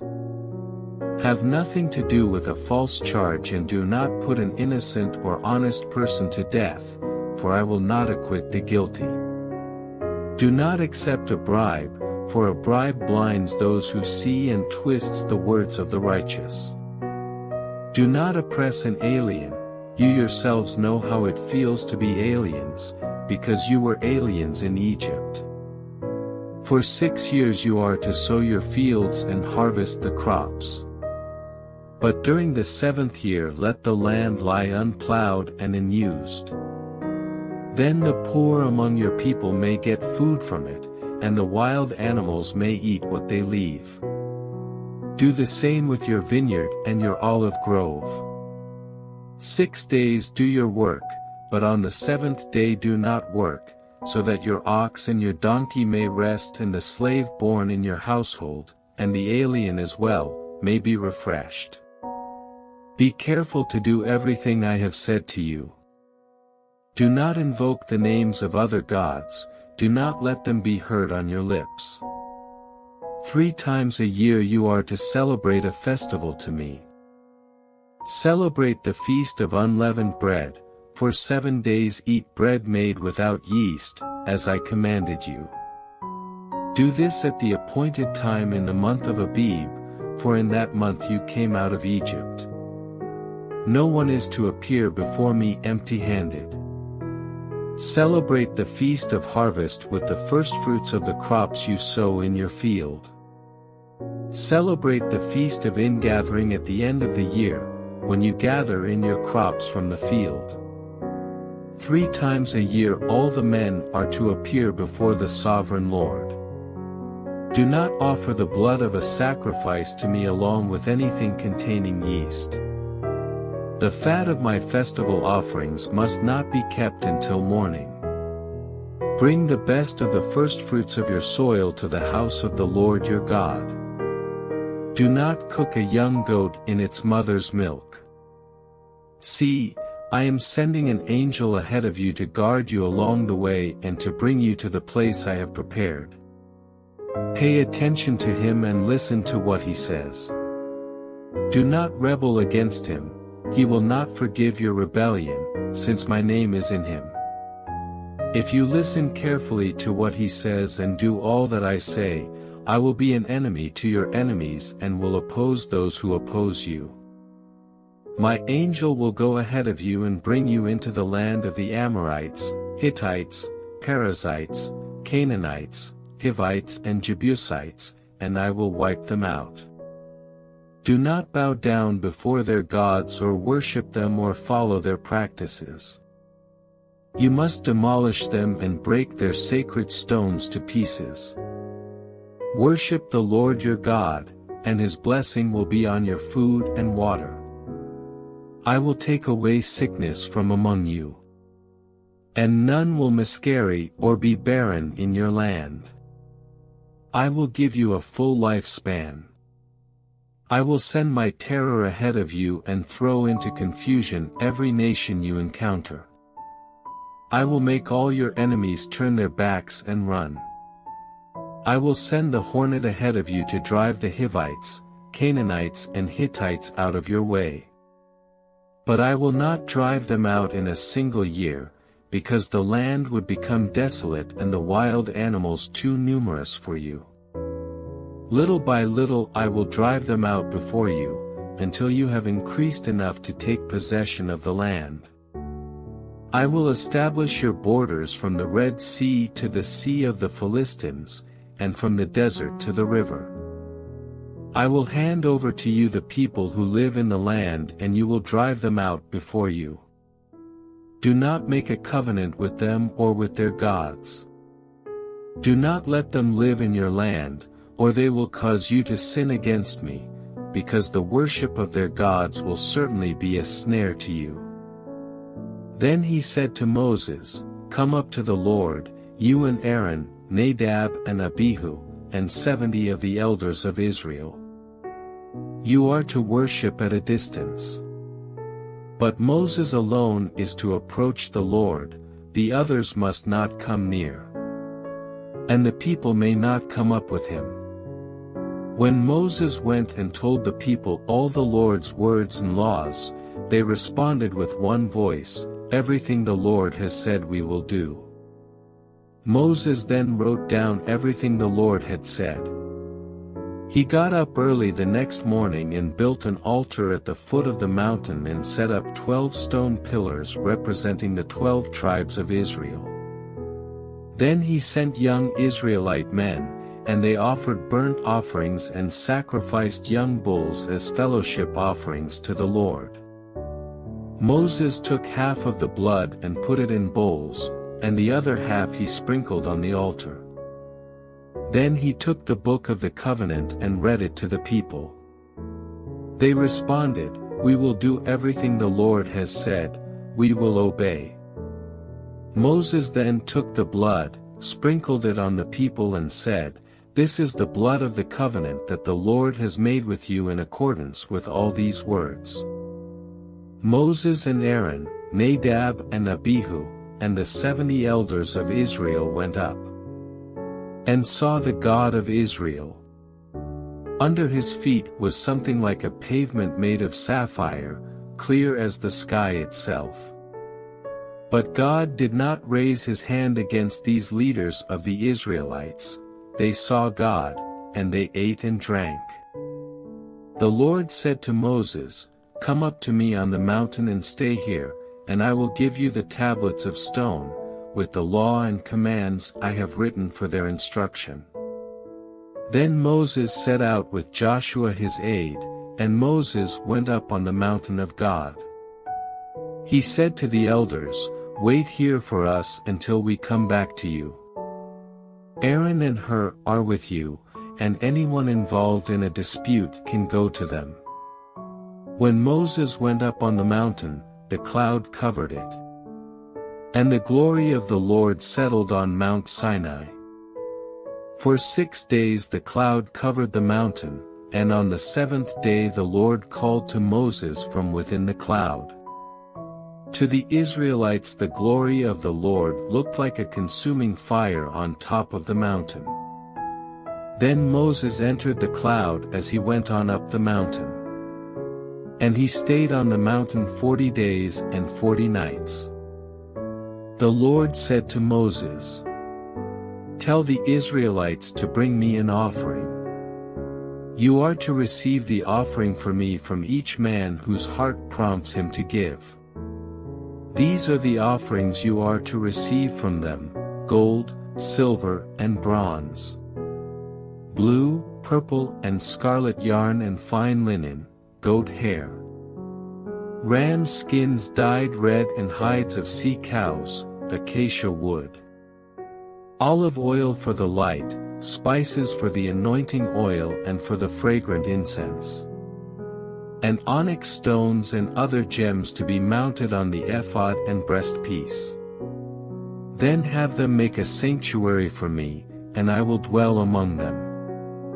Make this tabernacle and all its furnishings exactly like the pattern I will show you.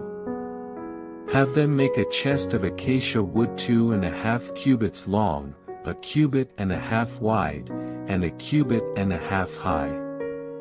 Overlay it with pure gold, both inside and out, and make a gold molding around it. Cast 4 gold rings for it and fasten them to its 4 feet, with 2 rings on one side and 2 rings on the other. Then make poles of acacia wood and overlay them with gold. Insert the poles into the rings on the sides of the chest to carry it. The poles are to remain in the rings of this ark, they are not to be removed. Then put in the ark the testimony, which I will give you. Make an atonement cover of pure gold 2.5 cubits long and 1.5 cubits wide. And make 2 cherubim out of hammered gold at the ends of the cover. Make 1 cherub on one end and the second cherub on the other. Make the cherubim of one piece with the cover, at the 2 ends. The cherubim are to have their wings spread upward, overshadowing the cover with them. The cherubim are to face each other, looking toward the cover. Place the cover on top of the ark and put in the ark the testimony, which I will give you. There, above the cover between the two cherubim that are over the ark of the testimony, I will meet with you and give you all my commands for the Israelites. Make a table of acacia wood 2 cubits long, a cubit wide and a cubit and a half high. Overlay it with pure gold and make a gold molding around it. Also make around it a rim a handbreadth wide and put a gold molding on the rim. Make 4 gold rings for the table and fasten them to the 4 corners, where the 4 legs are. The rings are to be close to the rim to hold the poles used in carrying the table. Make the poles of acacia wood, overlay them with gold and carry the table with them. And make its plates and dishes of pure gold, as well as its pitchers and bowls for the pouring out of offerings. Put the bread of the presence on this table to be before me at all times. Make a lampstand of pure gold and hammer it out, base and shaft, its flower-like cups, buds and blossoms shall be of one piece with it. 6 branches are to extend from the sides of the lampstand, 3 on one side and 3 on the other. 3 cups shaped like almond flowers with buds and blossoms are to be on one branch, 3 on the next branch, and the same for all 6 branches extending from the lampstand. And on the lampstand there are to be 4 cups shaped like almond flowers with buds and blossoms. 1 bud shall be under the first pair of branches extending from the lampstand, a 2nd bud under the 2nd pair, and a 3rd bud under the 3rd pair, 6 branches in all. The buds and branches shall all be of one piece with the lampstand, hammered out of pure gold. Then make it 7 lamps and set them up on it so that they light the space in front of it. Its wick trimmers and trays are to be of pure gold. A talent of pure gold is to be used for the lampstand and all these accessories. See that you make them according to the pattern shown you on the mountain. Make the tabernacle with 10 curtains of finely twisted linen and blue, purple and scarlet yarn, with cherubim worked into them by a skilled craftsman. All the curtains are to be the same size, 28 cubits long and 4 cubits wide. Join 5 of the curtains together, and do the same with the other 5. Make loops of blue material along the edge of the end curtain in one set, and do the same with the end curtain in the other set. Make 50 loops on one curtain and 50 loops on the end curtain of the other set, with the loops opposite each other. Then make 50 gold clasps and use them to fasten the curtains together so that the tabernacle is a unit. Make curtains of goat hair for the tent over the tabernacle, 11 altogether. All 11 curtains are to be the same size, 30 cubits long and 4 cubits wide. Join 5 of the curtains together into one set and the other 6 into another set. Fold the 6th curtain double at the front of the tent. Make 50 loops along the edge of the end curtain in one set and also along the edge of the end curtain in the other set. Then make 50 bronze clasps and put them in the loops to fasten the tent together as a unit. As for the additional length of the tent curtains, the half curtain that is left over is to hang down at the rear of the tabernacle. The tent curtains will be a cubit longer on both sides. What is left will hang over the sides of the tabernacle so as to cover it. Make for the tent a covering of ram skins dyed red, and over that a covering of hides of sea cows. Make upright frames of acacia wood for the tabernacle.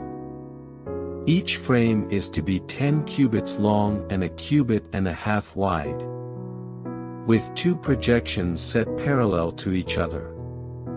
Make all the frames of the tabernacle in this way.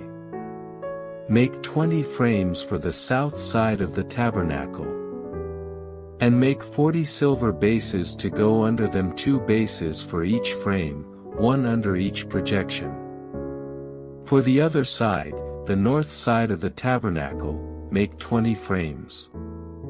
And 40 silver bases, 2 under each frame.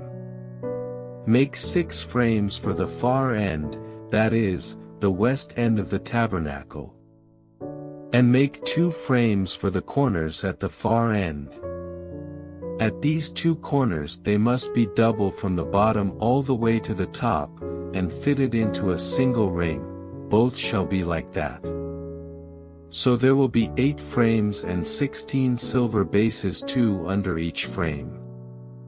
Also make crossbars of acacia wood, 5 for the frames on one side of the tabernacle, 5 for those on the other side, and 5 for the frames on the west, at the far end of the tabernacle. The center crossbar is to extend from end to end at the middle of the frames. Overlay the frames with gold and make gold rings to hold the crossbars. Also overlay the crossbars with gold. Set up the tabernacle according to the plan shown you on the mountain. Make a curtain of blue, purple, and scarlet yarn and finely twisted linen, with cherubim worked into it by a skilled craftsman. Hang it with gold hooks on 4 posts of acacia wood overlaid with gold and standing on 4 silver bases.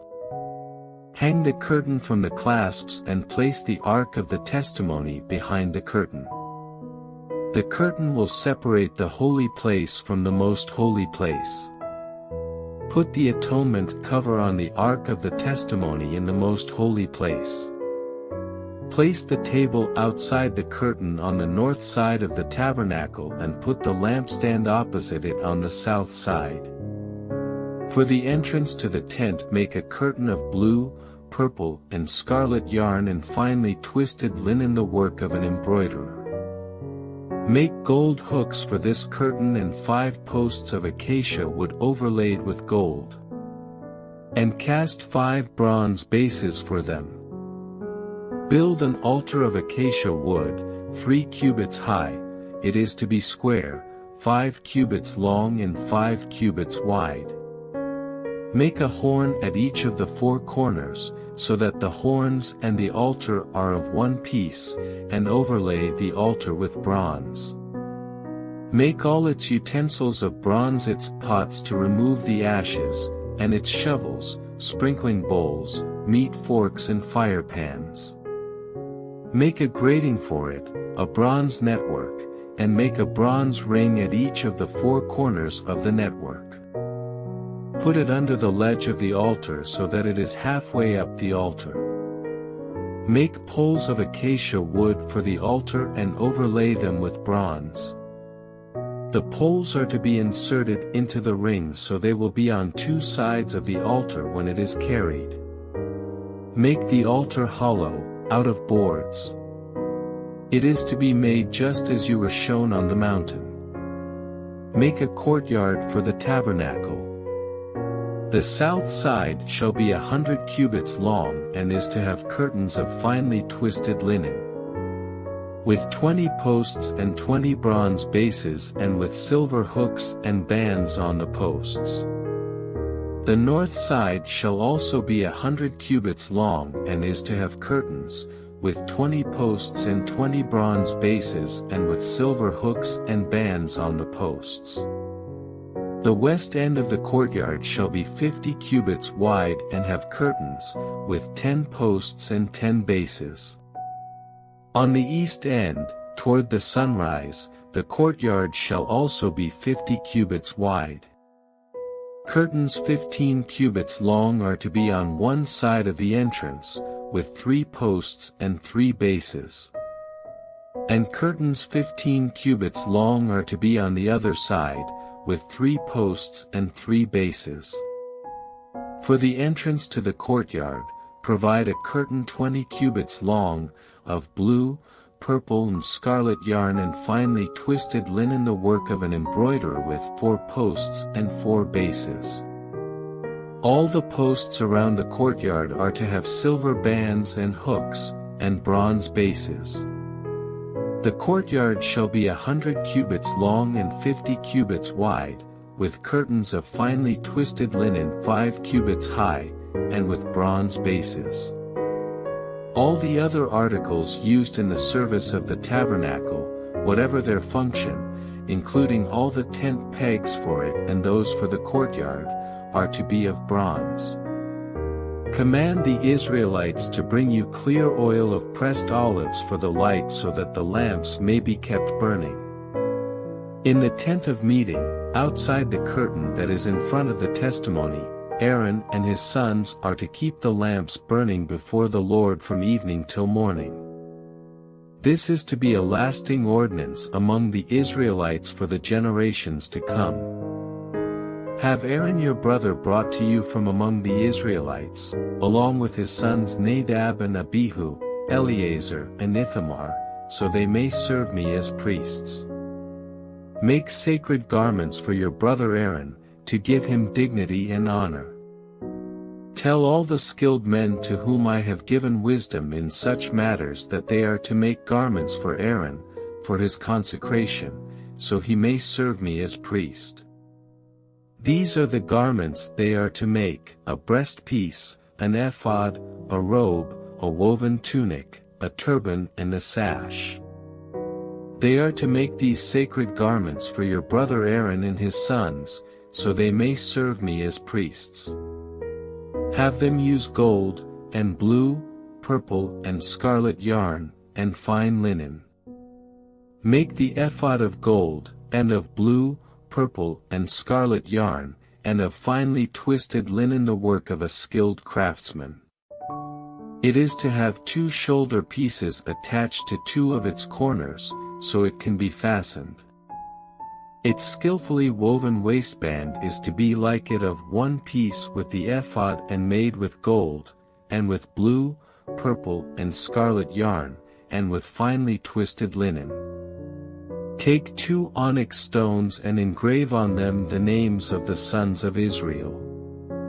In the order of their birth, 6 names on 1 stone and the remaining 6 on the other. Engrave the names of the sons of Israel on the 2 stones the way a gem cutter engraves a seal. Then mount the stones in gold filigree settings, and fasten them on the shoulder pieces of the ephod as memorial stones for the sons of Israel. Aaron is to bear the names on his shoulders as a memorial before the Lord. Make gold filigree settings, and 2 braided chains of pure gold, like a rope, and attach the chains to the settings. Fashion a breastpiece for making decisions, the work of a skilled craftsman. Make it like the ephod, of gold, and of blue, purple and scarlet yarn, and of finely twisted linen. It is to be square, a span long and a span wide, and folded double. Then mount 4 rows of precious stones on it. In the first row there shall be a ruby, a topaz and a beryl. In the second row a turquoise, a sapphire and an emerald. In the third row a jacinth, an agate and an amethyst. In the fourth row a chrysolite, an onyx and a jasper. Mount them in gold filigree settings. There are to be 12 stones, 1 for each of the names of the sons of Israel, each engraved like a seal with the name of one of the 12 tribes. For the breastpiece make braided chains of pure gold, like a rope. Make 2 gold rings for it and fasten them to 2 corners of the breastpiece. Fasten the 2 gold chains to the rings at the corners of the breastpiece, and the other ends of the chains to the 2 settings, attaching them to the shoulder pieces of the ephod at the front. Make 2 gold rings and attach them to the other 2 corners of the breastpiece on the inside edge next to the ephod. Make 2 more gold rings and attach them to the bottom of the shoulder pieces on the front of the ephod, close to the seam just above the waistband of the ephod.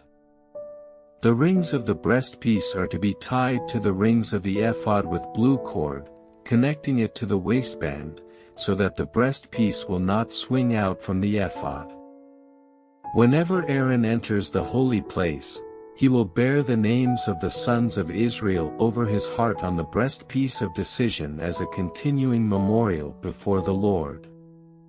Also put the Urim and the Thummim in the breastpiece, so they may be over Aaron's heart whenever he enters the presence of the Lord. Thus Aaron will always bear the means of making decisions for the Israelites over his heart before the Lord. Make the robe of the ephod entirely of blue cloth, with an opening for the head in its center. There shall be a woven edge like a collar around this opening, so that it will not tear. Make pomegranates of blue, purple and scarlet yarn around the hem of the robe, with gold bells between them. The gold bells and the pomegranates are to alternate around the hem of the robe. Aaron must wear it when he ministers. The sound of the bells will be heard when he enters the holy place before the Lord and when he comes out, so that he will not die. Make a plate of pure gold and engrave on it as on a seal, holy to the Lord. Fasten a blue cord to it to attach it to the turban. It is to be on the front of the turban.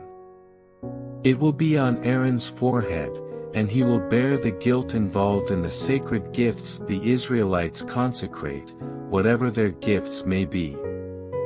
It will be on Aaron's forehead continually so that they will be acceptable to the Lord. Weave the tunic of fine linen and make the turban of fine linen. The sash is to be the work of an embroiderer. Make tunics, sashes and headbands for Aaron's sons, to give them dignity and honor. After you put these clothes on your brother Aaron and his sons, anoint and ordain them. Consecrate them so they may serve me as priests. Make linen undergarments as a covering for the body, reaching from the waist to the thigh. Aaron and his sons must wear them whenever they enter the tent of meeting or approach the altar to minister in the holy place, so that they will not incur guilt and die. This is to be a lasting ordinance for Aaron and his descendants. This is what you are to do to consecrate them, so they may serve me as priests. Take a young bull and 2 rams without defect. And from fine wheat flour, without yeast, make bread, and cakes mixed with oil, and wafers spread with oil. Put them in a basket and present them in it along with the bull and the 2 rams. Then bring Aaron and his sons to the entrance to the tent of meeting and wash them with water. Take the garments and dress Aaron with the tunic, the robe of the ephod itself and the breastpiece. Fasten the ephod on him by its skillfully woven waistband. Put the turban on his head and attach the sacred diadem to the turban. Take the anointing oil and anoint him by pouring it on his head. Bring his sons and dress them in tunics. And put headbands on them. Then tie sashes on Aaron and his sons. The priesthood is theirs by a lasting ordinance. In this way you shall ordain Aaron and his sons. Bring the bull to the front of the tent of meeting, and Aaron and his sons shall lay their hands on its head. Slaughter it in the Lord's presence at the entrance to the tent of meeting. Take some of the bull's blood and put it on the horns of the altar with your finger, and pour out the rest of it at the base of the altar. Then take all the fat around the inner parts, the covering of the liver, and both kidneys with the fat on them, and burn them on the altar. But burn the bull's flesh and its hide and its offal outside the camp. It is a sin offering. Take one of the rams, and Aaron and his sons shall lay their hands on its head. Slaughter it and take the blood and sprinkle it against the altar on all sides. Cut the ram into pieces and wash the inner parts and the legs, putting them with the head and the other pieces. Then burn the entire ram on the altar. It is a burnt offering to the Lord, a pleasing aroma, an offering made to the Lord by fire. Take the other ram, and Aaron and his sons shall lay their hands on its head. Slaughter it, take some of its blood and put it on the lobes of the right ears of Aaron and his sons, on the thumbs of their right hands, and on the big toes of their right feet. Then sprinkle blood against the altar on all sides. And take some of the blood on the altar and some of the anointing oil and sprinkle it on Aaron and his garments and on his sons and their garments. Then he and his sons and their garments will be consecrated. Take from this ram the fat tail, the fat around the inner parts, the covering of the liver, both kidneys with the fat on them, and the right thigh. This is the ram for the ordination. From the basket of bread made without yeast, which is before the Lord, take a loaf, and a cake made with oil, and a wafer.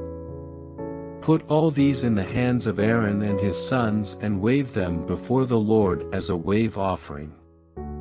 Then take them from their hands and burn them on the altar along with the burnt offering for a pleasing aroma to the Lord, an offering made to the Lord by fire.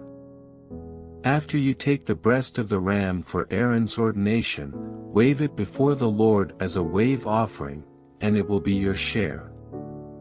Consecrate those parts of the ordination ram that belong to Aaron and his sons, the breast that was waved and the thigh that was presented. This is always to be the regular share from the Israelites for Aaron and his sons. It is the contribution the Israelites are to make to the Lord from their fellowship offerings. Aaron's sacred garments will belong to his descendants so that they can be anointed and ordained in them. The son who succeeds him as priest and comes to the tent of meeting to minister in the holy place is to wear them 7 days. Take the ram for the ordination and cook the meat in a sacred place. At the entrance to the tent of meeting, Aaron and his sons are to eat the meat of the ram and the bread that is in the basket. They are to eat these offerings by which atonement was made for their ordination and consecration. But no one else may eat them, because they are sacred. And if any of the meat of the ordination ram or any bread is left over till morning, burn it up. It must not be eaten, because it is sacred. Do for Aaron and his sons everything I have commanded you, taking 7 days to ordain them. Sacrifice a bull each day as a sin offering to make atonement. Purify the altar by making atonement for it, and anoint it to consecrate it. For 7 days make atonement for the altar and consecrate it. Then the altar will be most holy, and whatever touches it will be holy. This is what you are to offer on the altar regularly each day, 2 lambs a year old. Offer one in the morning and the other at twilight. With the first lamb offer 1/10 of an ephah of fine flour mixed with 1/4 of a hin of oil from pressed olives, and 1/4 of a hin of wine as a drink offering. Sacrifice the other lamb at twilight with the same grain offering and its drink offering as in the morning, a pleasing aroma, an offering made to the Lord by fire. For the generations to come this burnt offering is to be made regularly at the entrance to the tent of meeting before the Lord. There I will meet you and speak to you. There also I will meet with the Israelites, and the place will be consecrated by my glory. So I will consecrate the tent of meeting and the altar and will consecrate Aaron and his sons to serve me as priests. Then I will dwell among the Israelites and be their God. They will know that I am the Lord their God, who brought them out of Egypt so that I might dwell among them. I am the Lord their God. Make an altar of acacia wood for burning incense. It is to be square, a cubit long and a cubit wide, and 2 cubits high, its horns of one piece with it. Overlay the top and all the sides and the horns with pure gold, and make a gold molding around it. Make 2 gold rings for the altar below the molding, 2 on opposite sides to hold the poles used to carry it. Make the poles of acacia wood and overlay them with gold.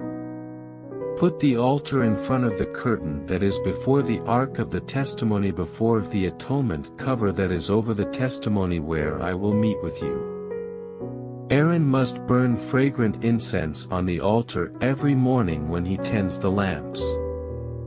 He must burn incense again when he lights the lamps at twilight, so incense will burn regularly before the Lord for the generations to come. Do not offer on this altar any other incense or any burnt offering or grain offering, and do not pour a drink offering on it. Once a year Aaron shall make atonement on its horns. This annual atonement must be made with the blood of the atoning sin offering for the generations to come. It is most holy to the Lord. Then the Lord said to Moses, when you take a census of the Israelites to count them, each one must pay the Lord a ransom for his life at the time he is counted. Then no plague will come on them when you number them. Each one who crosses over to those already counted is to give a half shekel, according to the sanctuary shekel, which weighs 20 gerahs. This half shekel is an offering to the Lord. All who cross over, those 20 years old or more, are to give an offering to the Lord. The rich are not to give more than a half shekel, and the poor are not to give less when you make the offering to the Lord to atone for your lives. Receive the atonement money from the Israelites and use it for the service of the tent of meeting. It will be a memorial for the Israelites before the Lord, making atonement for your lives. Then the Lord said to Moses, make a bronze basin, with its bronze stand, for washing. Place it between the tent of meeting and the altar, and put water in it. Aaron and his sons are to wash their hands and feet with water from it. Whenever they enter the tent of meeting, they shall wash with water so that they will not die. Also, when they approach the altar to minister by presenting an offering made to the Lord by fire, they shall wash their hands and feet so that they will not die. This is to be a lasting ordinance for Aaron and his descendants for the generations to come. Then the Lord said to Moses, take the following fine spices, 500 shekels of liquid myrrh, half as much, that is, 250 shekels, of fragrant cinnamon, 250 shekels of fragrant cane, 500 shekels of castor oil according to the sanctuary shekel, and a hin of olive oil. Make these into a sacred anointing oil, a fragrant blend, the work of a perfumer. It will be the sacred anointing oil.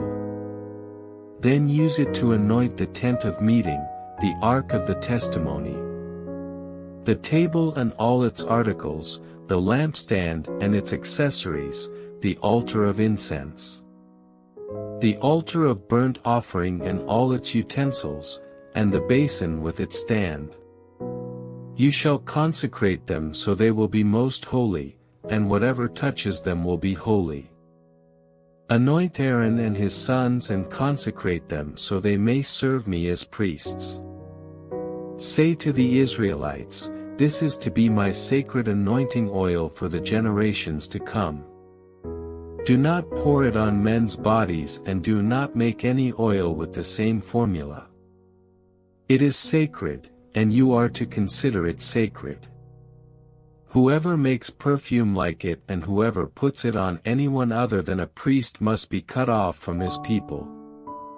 Then the Lord said to Moses, "Take fragrant spices, gum resin, onycha and galbanum and pure frankincense, all in equal amounts.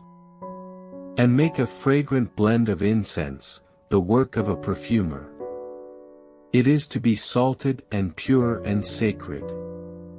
Grind some of it to powder and place it in front of the testimony in the tent of meeting, where I will meet with you. It shall be most holy to you. Do not make any incense with this formula for yourselves, consider it holy to the Lord. Whoever makes any like it to enjoy its fragrance must be cut off from his people." Then the Lord said to Moses, "See, I have chosen Bezalel son of Uri, the son of Hur, of the tribe of Judah.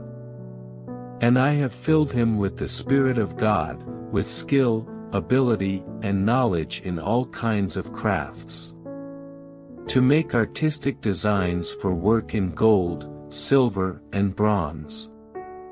To cut and set stones, to work in wood, and to engage in all kinds of craftsmanship. Moreover, I have appointed Oholiab son of Ahisamach, of the tribe of Dan, to help him. Also I have given skill to all the craftsmen to make everything I have commanded you. The tent of meeting, the ark of the testimony with the atonement cover on it, and all the other furnishings of the tent. The table and its articles, the pure gold lampstand and all its accessories, the altar of incense. The altar of burnt offering and all its utensils, the basin with its stand. And also the woven garments, both the sacred garments for Aaron the priest and the garments for his sons when they serve as priests. And the anointing oil and fragrant incense for the holy place. They are to make them just as I commanded you." Then the Lord said to Moses, "Say to the Israelites, you must observe my Sabbaths. This will be a sign between me and you for the generations to come, so you may know that I am the Lord, who makes you holy. Observe the Sabbath, because it is holy to you. Anyone who desecrates it must be put to death, whoever does any work on that day must be cut off from his people. For 6 days, work is to be done, but the 7th day is a Sabbath of rest, holy to the Lord. Whoever does any work on the Sabbath day must be put to death. The Israelites are to observe the Sabbath, celebrating it for the generations to come as a lasting covenant. It will be a sign between me and the Israelites forever, for in 6 days the Lord made the heavens and the earth, and on the 7th day he abstained from work and rested." When the Lord finished speaking to Moses on Mount Sinai, he gave him the 2 tablets of the testimony, the tablets of stone inscribed by the finger of God. When the people saw that Moses was so long in coming down from the mountain, they gathered around Aaron and said, "Come, make us gods who will go before us. As for this fellow Moses who brought us up out of Egypt, we don't know what has happened to him." Aaron answered them, "Take off the gold earrings that your wives, your sons and your daughters are wearing, and bring them to me." So all the people took off their earrings and brought them to Aaron. He took what they handed him and made it into an idol cast in the shape of a calf, fashioning it with a tool. Then they said, "These are your gods, O Israel, who brought you up out of Egypt." When Aaron saw this, he built an altar in front of the calf and announced, "Tomorrow there will be a festival to the Lord." So the next day the people rose early and sacrificed burnt offerings and presented fellowship offerings. Afterward they sat down to eat and drink and got up to indulge in revelry. Then the Lord said to Moses, "Go down, because your people, whom you brought up out of Egypt, have become corrupt. They have been quick to turn away from what I commanded them and have made themselves an idol cast in the shape of a calf. They have bowed down to it and sacrificed to it and have said, 'These are your gods, O Israel, who brought you up out of Egypt.' I have seen these people," the Lord said to Moses, "and they are a stiff-necked people. Now leave me alone so that my anger may burn against them and that I may destroy them. Then I will make you into a great nation." But Moses sought the favor of the Lord his God. "O Lord," he said, "why should your anger burn against your people, whom you brought out of Egypt with great power and a mighty hand? Why should the Egyptians say, 'It was with evil intent that he brought them out, to kill them in the mountains and to wipe them off the face of the earth'? Turn from your fierce anger, relent and do not bring disaster on your people. Remember your servants Abraham, Isaac and Israel, to whom you swore by your own self, 'I will make your descendants as numerous as the stars in the sky, and I will give your descendants all this land I promised them, and it will be their inheritance forever.' Then the Lord relented and did not bring on his people the disaster he had threatened. Moses turned and went down the mountain with the 2 tablets of the testimony in his hands. They were inscribed on both sides, front and back. The tablets were the work of God, the writing was the writing of God, engraved on the tablets. When Joshua heard the noise of the people shouting, he said to Moses, "There is the sound of war in the camp." Moses replied, "It is not the sound of victory, it is not the sound of defeat, it is the sound of singing that I hear." When Moses approached the camp and saw the calf and the dancing, his anger burned and he threw the tablets out of his hands, breaking them to pieces at the foot of the mountain. And he took the calf they had made and burned it in the fire, then he ground it to powder, scattered it on the water and made the Israelites drink it. He said to Aaron, "What did these people do to you, that you led them into such great sin?" "Do not be angry, my lord," Aaron answered. "You know how prone these people are to evil. They said to me, 'Make us gods who will go before us.' As for this fellow Moses who brought us up out of Egypt, we don't know what has happened to him." So I told them, "Whoever has any gold jewelry, take it off." Then they gave me the gold, and I threw it into the fire, and out came this calf. Moses saw that the people were running wild and that Aaron had let them get out of control and so become a laughingstock to their enemies. So he stood at the entrance to the camp and said, "Whoever is for the Lord, come to me." And all the Levites rallied to him. Then he said to them, "This is what the Lord, the God of Israel, says, each man strap a sword to his side.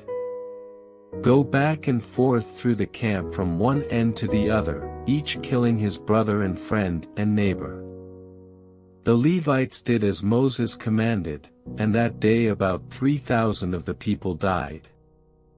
Then Moses said, "You have been set apart to the Lord today, for you were against your own sons and brothers, and he has blessed you this day." The next day Moses said to the people, "You have committed a great sin. But now I will go up to the Lord, perhaps I can make atonement for your sin." So Moses went back to the Lord and said, "Oh, what a great sin these people have committed. They have made themselves gods of gold. But now, please forgive their sin, but if not, then blot me out of the book you have written." The Lord replied to Moses, "Whoever has sinned against me I will blot out of my book. Now go, lead the people to the place I spoke of, and my angel will go before you. However, when the time comes for me to punish, I will punish them for their sin." And the Lord struck the people with a plague because of what they did with the calf Aaron had made. Then the Lord said to Moses, "Leave this place, you and the people you brought up out of Egypt, and go up to the land I promised on oath to Abraham, Isaac, and Jacob, saying, I will give it to your descendants. I will send an angel before you and drive out the Canaanites, Amorites, Hittites, Perizzites, Hivites and Jebusites. Go up to the land flowing with milk and honey. But I will not go with you, because you are a stiff-necked people and I might destroy you on the way." When the people heard these distressing words, they began to mourn and no one put on any ornaments. For the Lord had said to Moses, "Tell the Israelites, you are a stiff-necked people. If I were to go with you even for a moment, I might destroy you.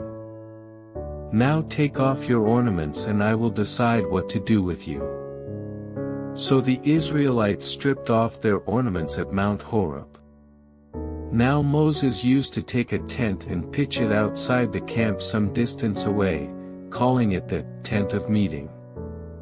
Anyone inquiring of the Lord would go to the tent of meeting outside the camp. And whenever Moses went out to the tent, all the people rose and stood at the entrances to their tents, watching Moses until he entered the tent. As Moses went into the tent, the pillar of cloud would come down and stay at the entrance, while the Lord spoke with Moses. Whenever the people saw the pillar of cloud standing at the entrance to the tent, they all stood and worshipped, each at the entrance to his tent. The Lord would speak to Moses face to face, as a man speaks with his friend. Then Moses would return to the camp, but his young aide Joshua son of Nun did not leave the tent. Moses said to the Lord, "You have been telling me, 'Lead these people,' but you have not let me know whom you will send with me. You have said, 'I know you by name and you have found favor with me.' If you are pleased with me, teach me your ways so I may know you and continue to find favor with you. Remember that this nation is your people." The Lord replied, "My presence will go with you, and I will give you rest." Then Moses said to him, "If your presence does not go with us, do not send us up from here. How will anyone know that you are pleased with me and with your people unless you go with us? What else will distinguish me and your people from all the other people on the face of the earth?" And the Lord said to Moses, "I will do the very thing you have asked, because I am pleased with you and I know you by name." Then Moses said, "Now show me your glory."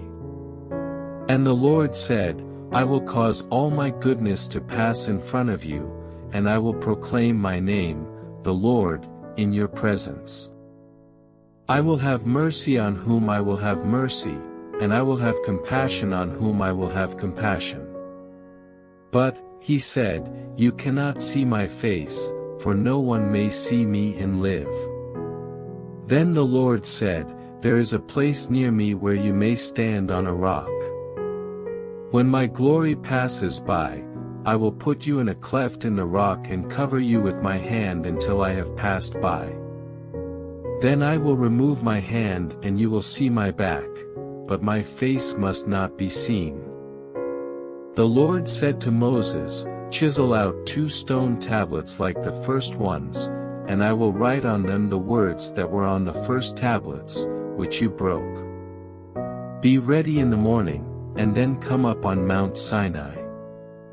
Present yourself to me there on top of the mountain. No one is to come with you or be seen anywhere on the mountain, not even the flocks and herds may graze in front of the mountain." So Moses chiseled out 2 stone tablets like the first ones and went up Mount Sinai early in the morning, as the Lord had commanded him, and he carried the 2 stone tablets in his hands. Then the Lord came down in the cloud and stood there with him and proclaimed his name, the Lord. And he passed in front of Moses, proclaiming, the Lord, the compassionate and gracious God, slow to anger, abounding in love and faithfulness, maintaining love to thousands, and forgiving wickedness, rebellion and sin. Yet he does not leave the guilty unpunished. He punishes the children and their children for the sin of the fathers to the third and fourth generation. Moses bowed to the ground at once and worshipped. O Lord, if I have found favor in your eyes, he said, then let the Lord go with us. Although this is a stiff-necked people, forgive our wickedness and our sin, and take us as your inheritance. Then the Lord said, I am making a covenant with you. Before all your people I will do wonders never before done in any nation in all the world. The people you live among will see how awesome is the work that I, the Lord, will do for you. Obey what I command you today. I will drive out before you the Amorites, Canaanites, Hittites, Perizzites, Hivites and Jebusites. Be careful not to make a treaty with those who live in the land where you are going, or they will be a snare among you. Break down their altars, smash their sacred stones and cut down their Asherah poles. Do not worship any other god, for the Lord, whose name is jealous, is a jealous God. Be careful not to make a treaty with those who live in the land, for when they prostitute themselves to their gods and sacrifice to them, they will invite you and you will eat their sacrifices. And when you choose some of their daughters as wives for your sons and those daughters prostitute themselves to their gods, they will lead your sons to do the same. Do not make cast idols. Celebrate the feast of unleavened bread. For 7 days eat bread made without yeast, as I commanded you.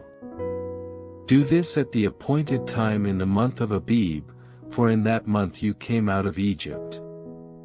The first offspring of every womb belongs to me, including all the firstborn males of your livestock, whether from herd or flock.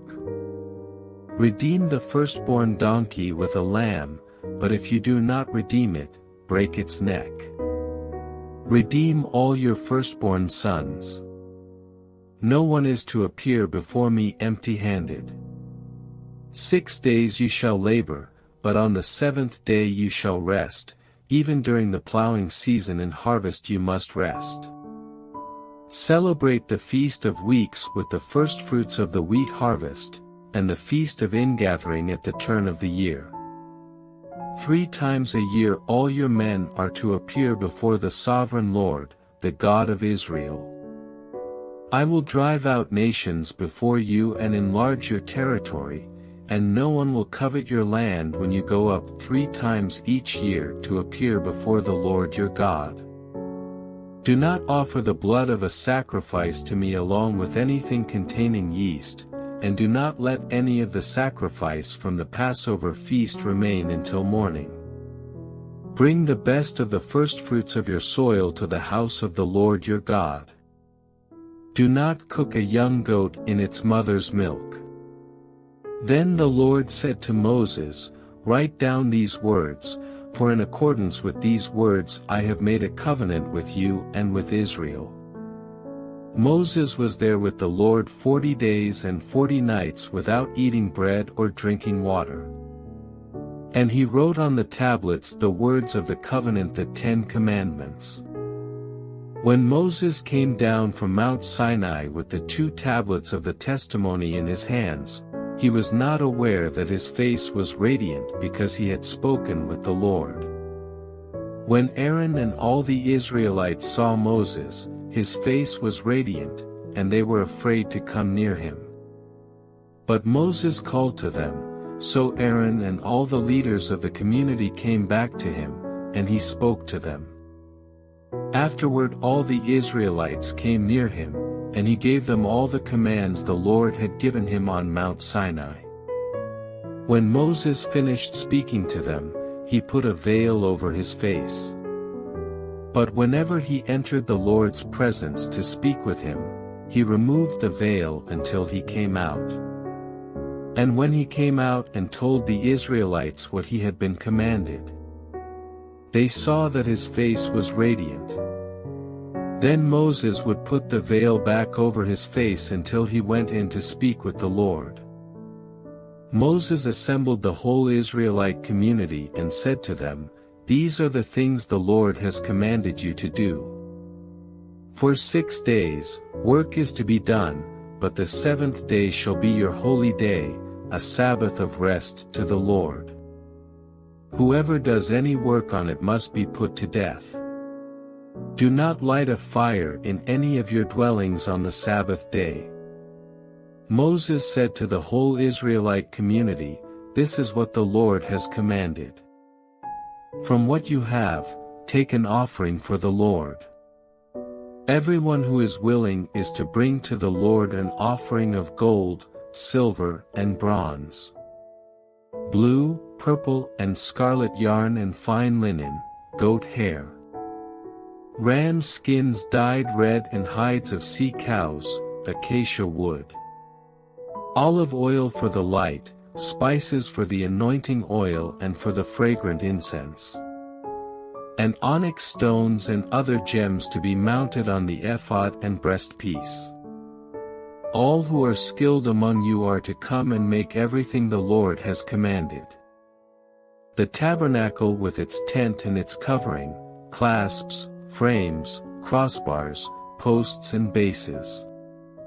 The ark with its poles and the atonement cover and the curtain that shields it. The table with its poles and all its articles and the bread of the presence. The lampstand that is for light with its accessories, lamps and oil for the light. The altar of incense with its poles, the anointing oil and the fragrant incense, the curtain for the doorway at the entrance to the tabernacle. The altar of burnt offering with its bronze grating, its poles and all its utensils, the bronze basin with its stand. The curtains of the courtyard with its posts and bases, and the curtain for the entrance to the courtyard. The tent pegs for the tabernacle and for the courtyard, and their ropes. The woven garments worn for ministering in the sanctuary, both the sacred garments for Aaron the priest and the garments for his sons when they serve as priests. Then the whole Israelite community withdrew from Moses' presence. And everyone who was willing and whose heart moved him came and brought an offering to the Lord for the work on the tent of meeting, for all its service, and for the sacred garments. All who were willing, men and women alike, came and brought gold jewelry of all kinds, brooches, earrings, rings and ornaments. They all presented their gold as a wave offering to the Lord. Everyone who had blue, purple or scarlet yarn or fine linen, or goat hair, ram skins dyed red or hides of sea cows brought them. Those presenting an offering of silver or bronze brought it as an offering to the Lord, and everyone who had acacia wood for any part of the work brought it. Every skilled woman spun with her hands and brought what she had spun, blue, purple or scarlet yarn or fine linen. And all the women who were willing and had the skill spun the goat hair. The leaders brought onyx stones and other gems to be mounted on the ephod and breastpiece. They also brought spices and olive oil for the light and for the anointing oil and for the fragrant incense. All the Israelite men and women who were willing brought to the Lord freewill offerings for all the work the Lord through Moses had commanded them to do. Then Moses said to the Israelites, "See, the Lord has chosen Bezalel son of Uri, the son of Hur, of the tribe of Judah. And he has filled him with the Spirit of God, with skill, ability, and knowledge in all kinds of crafts. To make artistic designs for work in gold, silver, and bronze. To cut and set stones, to work in wood and to engage in all kinds of artistic craftsmanship. And he has given both him and Oholiab son of Ahisamach, of the tribe of Dan, the ability to teach others. He has filled them with skill to do all kinds of work as craftsmen, designers, embroiderers in blue, purple and scarlet yarn and fine linen, and weavers, all of them master craftsmen and designers.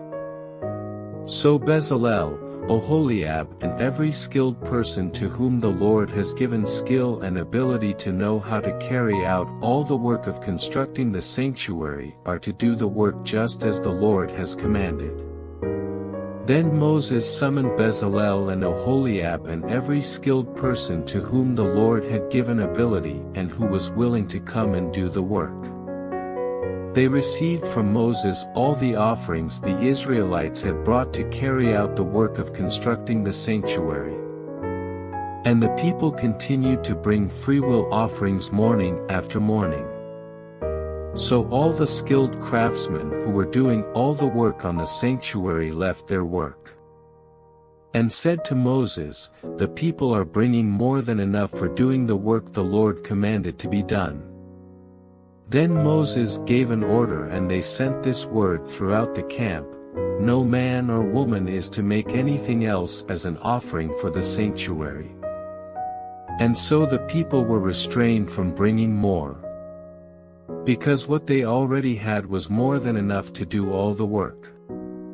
All the skilled men among the workmen made the tabernacle with 10 curtains of finely twisted linen and blue, purple and scarlet yarn, with cherubim worked into them by a skilled craftsman. All the curtains were the same size, 28 cubits long and 4 cubits wide. They joined 5 of the curtains together and did the same with the other 5. Then they made loops of blue material along the edge of the end curtain in one set, and the same was done with the end curtain in the other set. They also made 50 loops on one curtain and 50 loops on the end curtain of the other set, with the loops opposite each other. Then they made 50 gold clasps and used them to fasten the 2 sets of curtains together so that the tabernacle was a unit. They made curtains of goat hair for the tent over the tabernacle, 11 altogether.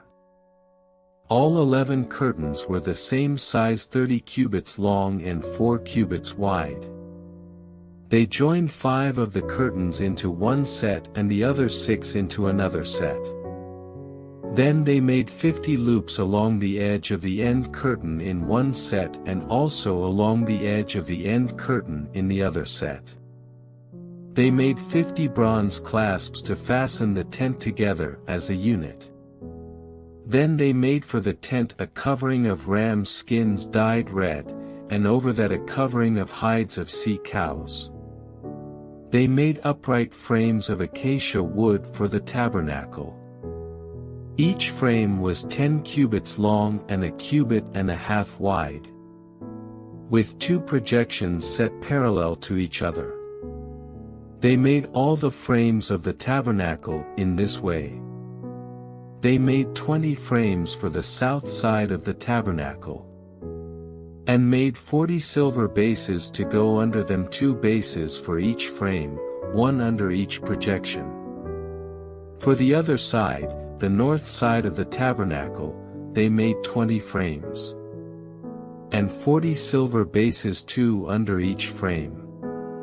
They made 6 frames for the far end, that is, the west end of the tabernacle. And 2 frames were made for the corners of the tabernacle at the far end. At these 2 corners the frames were double from the bottom all the way to the top and fitted into a single ring, both were made alike.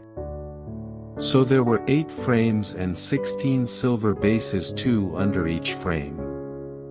They also made crossbars of acacia wood, 5 for the frames on one side of the tabernacle, 5 for those on the other side, and 5 for the frames on the west, at the far end of the tabernacle.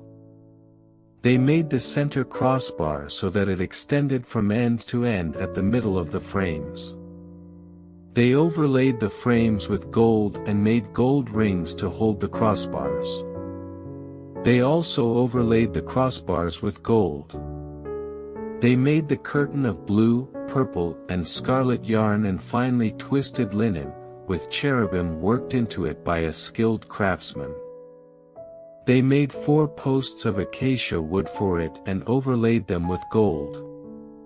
They made gold hooks for them and cast their 4 silver bases. For the entrance to the tent they made a curtain of blue, purple, and scarlet yarn and finely twisted linen, the work of an embroiderer. And they made 5 posts with hooks for them. They overlaid the tops of the posts and their bands with gold and made their 5 bases of bronze. Bezalel made the ark of acacia wood 2.5 cubits long, 1.5 cubits wide, and 1.5 cubits high.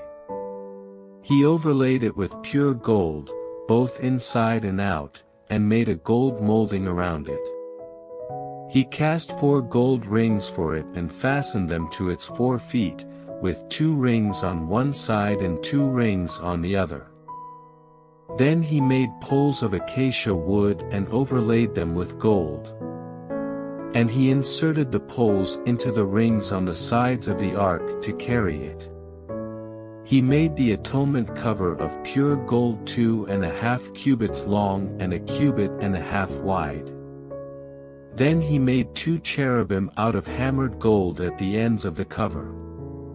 He made 1 cherub on one end and the second cherub on the other. At the 2 ends he made them of one piece with the cover. The cherubim had their wings spread upward, overshadowing the cover with them. The cherubim faced each other, looking toward the cover. They made the table of acacia wood 2 cubits long, 1 cubit wide, and 1.5 cubits high. Then they overlaid it with pure gold and made a gold molding around it. They also made around it a rim a handbreadth wide and put a gold molding on the rim. They cast 4 gold rings for the table and fastened them to the 4 corners, where the 4 legs were. The rings were put close to the rim to hold the poles used in carrying the table. The poles for carrying the table were made of acacia wood and were overlaid with gold. And they made from pure gold the articles for the table, its plates and dishes and bowls and its pitchers for the pouring out of drink offerings. They made the lampstand of pure gold and hammered it out, base and shaft, its flower-like cups, buds and blossoms were of one piece with it. 6 branches extended from the sides of the lampstand, 3 on one side and 3 on the other.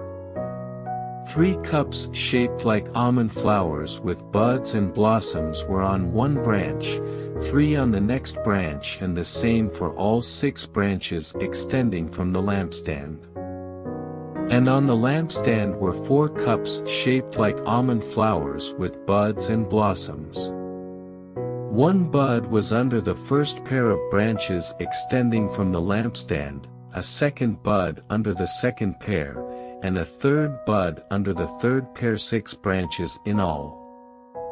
The buds and the branches were all of one piece with the lampstand, hammered out of pure gold. They made it 7 lamps, as well as its wick trimmers and trays, of pure gold.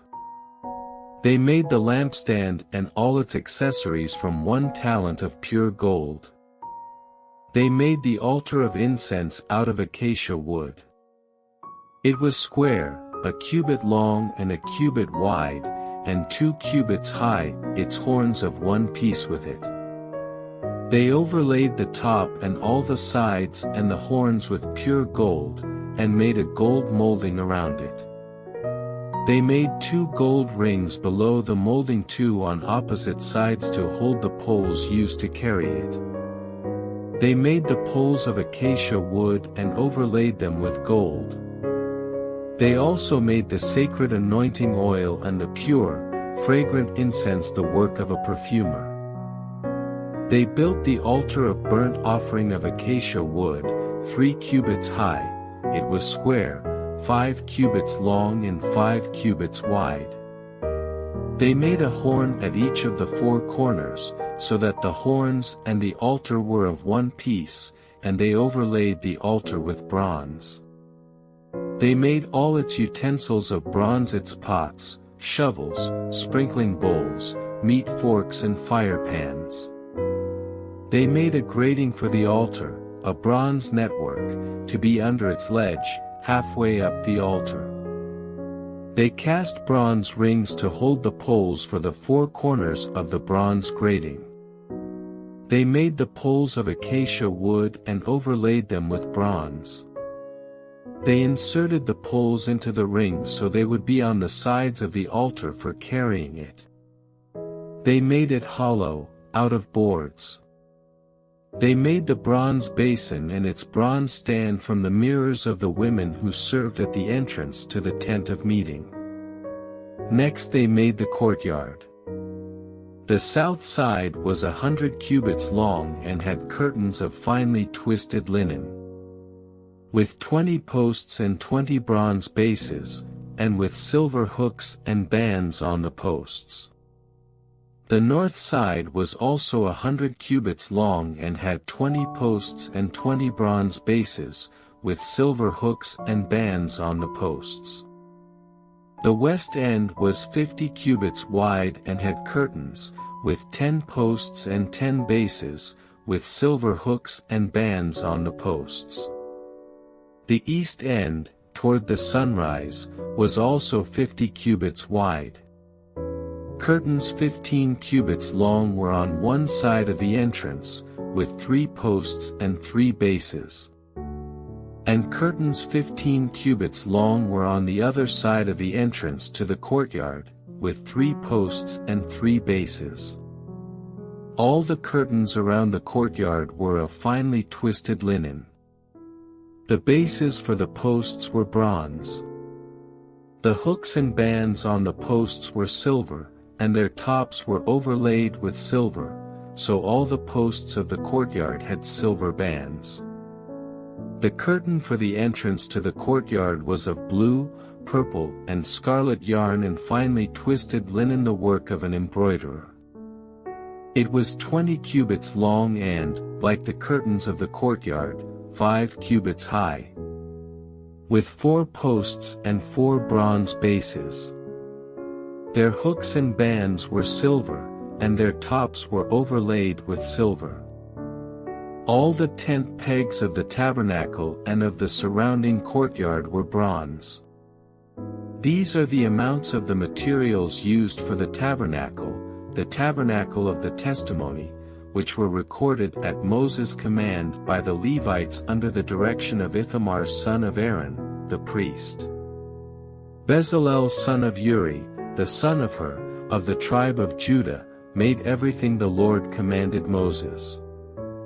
With him was Oholiab son of Ahisamach, of the tribe of Dan, a craftsman and designer, and an embroiderer in blue, purple, and scarlet yarn and fine linen.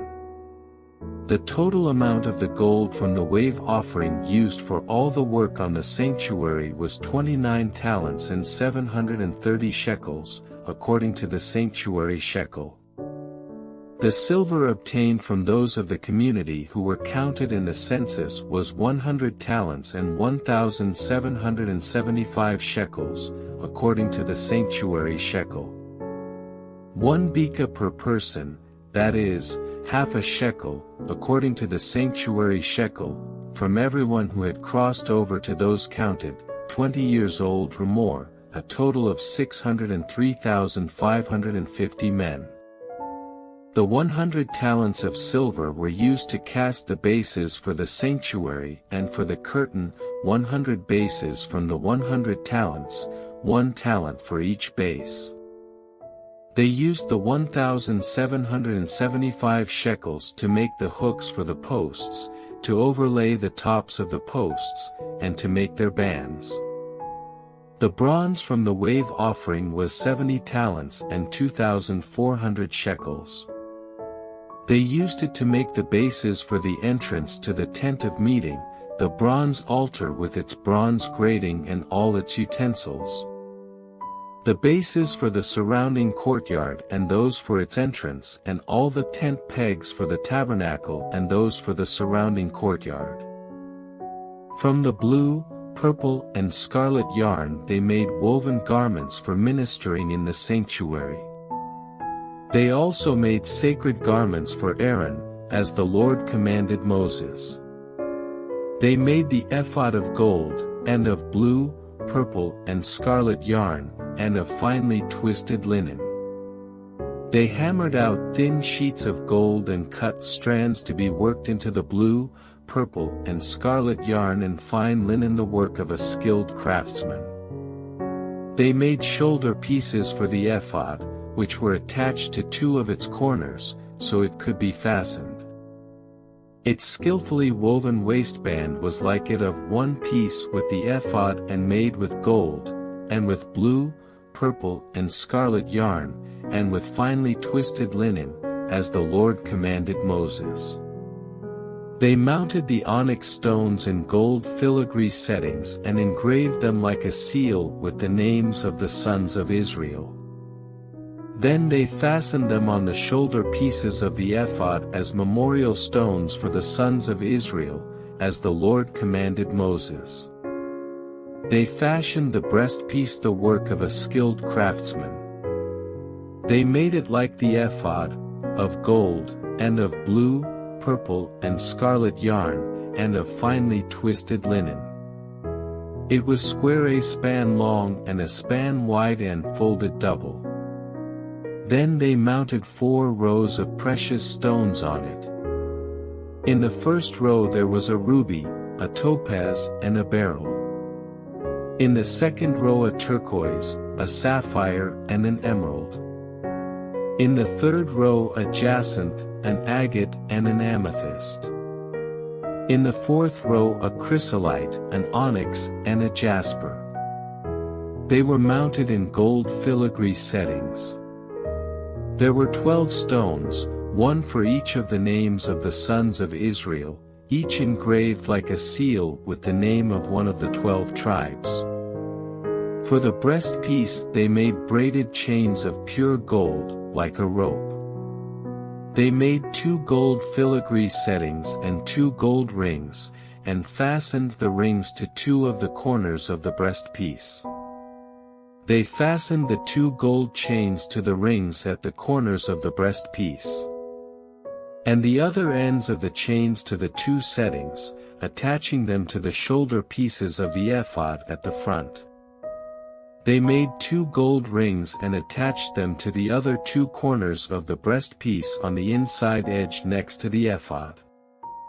Then they made 2 more gold rings and attached them to the bottom of the shoulder pieces on the front of the ephod, close to the seam just above the waistband of the ephod.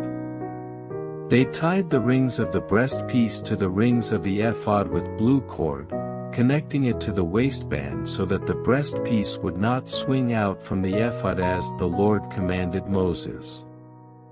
They made the robe of the ephod entirely of blue cloth, the work of a weaver, with an opening in the center of the robe like the opening of a collar, and a band around this opening, so that it would not tear. They made pomegranates of blue, purple and scarlet yarn and finely twisted linen around the hem of the robe. And they made bells of pure gold and attached them around the hem between the pomegranates. The bells and pomegranates alternated around the hem of the robe to be worn for ministering, as the Lord commanded Moses. For Aaron and his sons, they made tunics of fine linen, the work of a weaver, and the turban of fine linen, the linen headbands and the undergarments of finely twisted linen. The sash was of finely twisted linen and blue, purple and scarlet yarn, the work of an embroiderer, as the Lord commanded Moses. They made the plate, the sacred diadem, out of pure gold and engraved on it, like an inscription on a seal, "Holy to the Lord." Then they fastened a blue cord to it to attach it to the turban, as the Lord commanded Moses. So all the work on the tabernacle, the tent of meeting, was completed. The Israelites did everything just as the Lord commanded Moses. Then they brought the tabernacle to Moses, the tent and all its furnishings, its clasps, frames, crossbars, posts and bases. The covering of ram skins dyed red, the covering of hides of sea cows and the shielding curtain. The ark of the testimony with its poles and the atonement cover. The table with all its articles and the bread of the presence. The pure gold lampstand with its row of lamps and all its accessories, and the oil for the light. The gold altar, the anointing oil, the fragrant incense, and the curtain for the entrance to the tent. The bronze altar with its bronze grating, its poles and all its utensils, the basin with its stand. The curtains of the courtyard with its posts and bases, and the curtain for the entrance to the courtyard, the ropes and tent pegs for the courtyard, all the furnishings for the tabernacle, the tent of meeting. And the woven garments worn for ministering in the sanctuary, both the sacred garments for Aaron the priest and the garments for his sons when serving as priests. The Israelites had done all the work just as the Lord had commanded Moses. Moses inspected the work and saw that they had done it just as the Lord had commanded. So Moses blessed them. Then the Lord said to Moses, "Set up the tabernacle, the tent of meeting, on the first day of the first month. Place the ark of the testimony in it and shield the ark with the curtain. Bring in the table and set out what belongs on it. Then bring in the lampstand and set up its lamps. Place the gold altar of incense in front of the ark of the testimony and put the curtain at the entrance to the tabernacle. Place the altar of burnt offering in front of the entrance to the tabernacle, the tent of meeting. Place the basin between the tent of meeting and the altar and put water in it. Set up the courtyard around it and put the curtain at the entrance to the courtyard. Take the anointing oil and anoint the tabernacle and everything in it, consecrate it and all its furnishings, and it will be holy. Then anoint the altar of burnt offering and all its utensils, consecrate the altar, and it will be most holy. Anoint the basin and its stand and consecrate them. Bring Aaron and his sons to the entrance to the tent of meeting and wash them with water. Then dress Aaron in the sacred garments, anoint him and consecrate him so he may serve me as priest. Bring his sons and dress them in tunics. Anoint them just as you anointed their father, so they may serve me as priests. Their anointing will be to a priesthood that will continue for all generations to come. Moses did everything just as the Lord commanded him. So the tabernacle was set up on the first day of the first month in the second year. When Moses set up the tabernacle, he put the bases in place, erected the frames, inserted the crossbars and set up the posts. Then he spread the tent over the tabernacle and put the covering over the tent, as the Lord commanded him. He took the testimony and placed it in the ark, attached the poles to the ark and put the atonement cover over it. Then he brought the ark into the tabernacle and hung the shielding curtain and shielded the ark of the testimony, as the Lord commanded him. Moses placed the table in the tent of meeting on the north side of the tabernacle outside the curtain, and set out the bread on it before the Lord, as the Lord commanded him. He placed the lampstand in the tent of meeting opposite the table on the south side of the tabernacle, and set up the lamps before the Lord, as the Lord commanded him. Moses placed the gold altar in the tent of meeting in front of the curtain, and burned fragrant incense on it, as the Lord commanded him. Then he put up the curtain at the entrance to the tabernacle. He set the altar of burnt offering near the entrance to the tabernacle, the tent of meeting, and offered on it burnt offerings and grain offerings, as the Lord commanded him.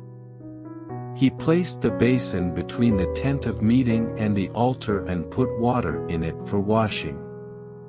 And Moses and Aaron and his sons used it to wash their hands and feet.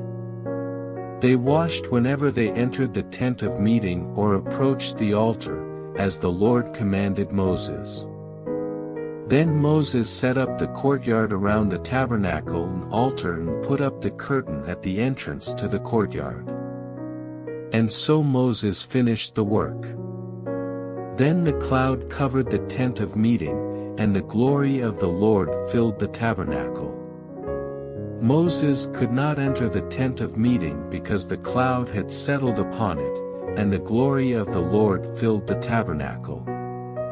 In all the travels of the Israelites, whenever the cloud lifted from above the tabernacle, they would set out. But if the cloud did not lift, they did not set out until the day it lifted. So the cloud of the Lord was over the tabernacle by day, and fire was in the cloud by night, in the sight of all the house of Israel during all their travels.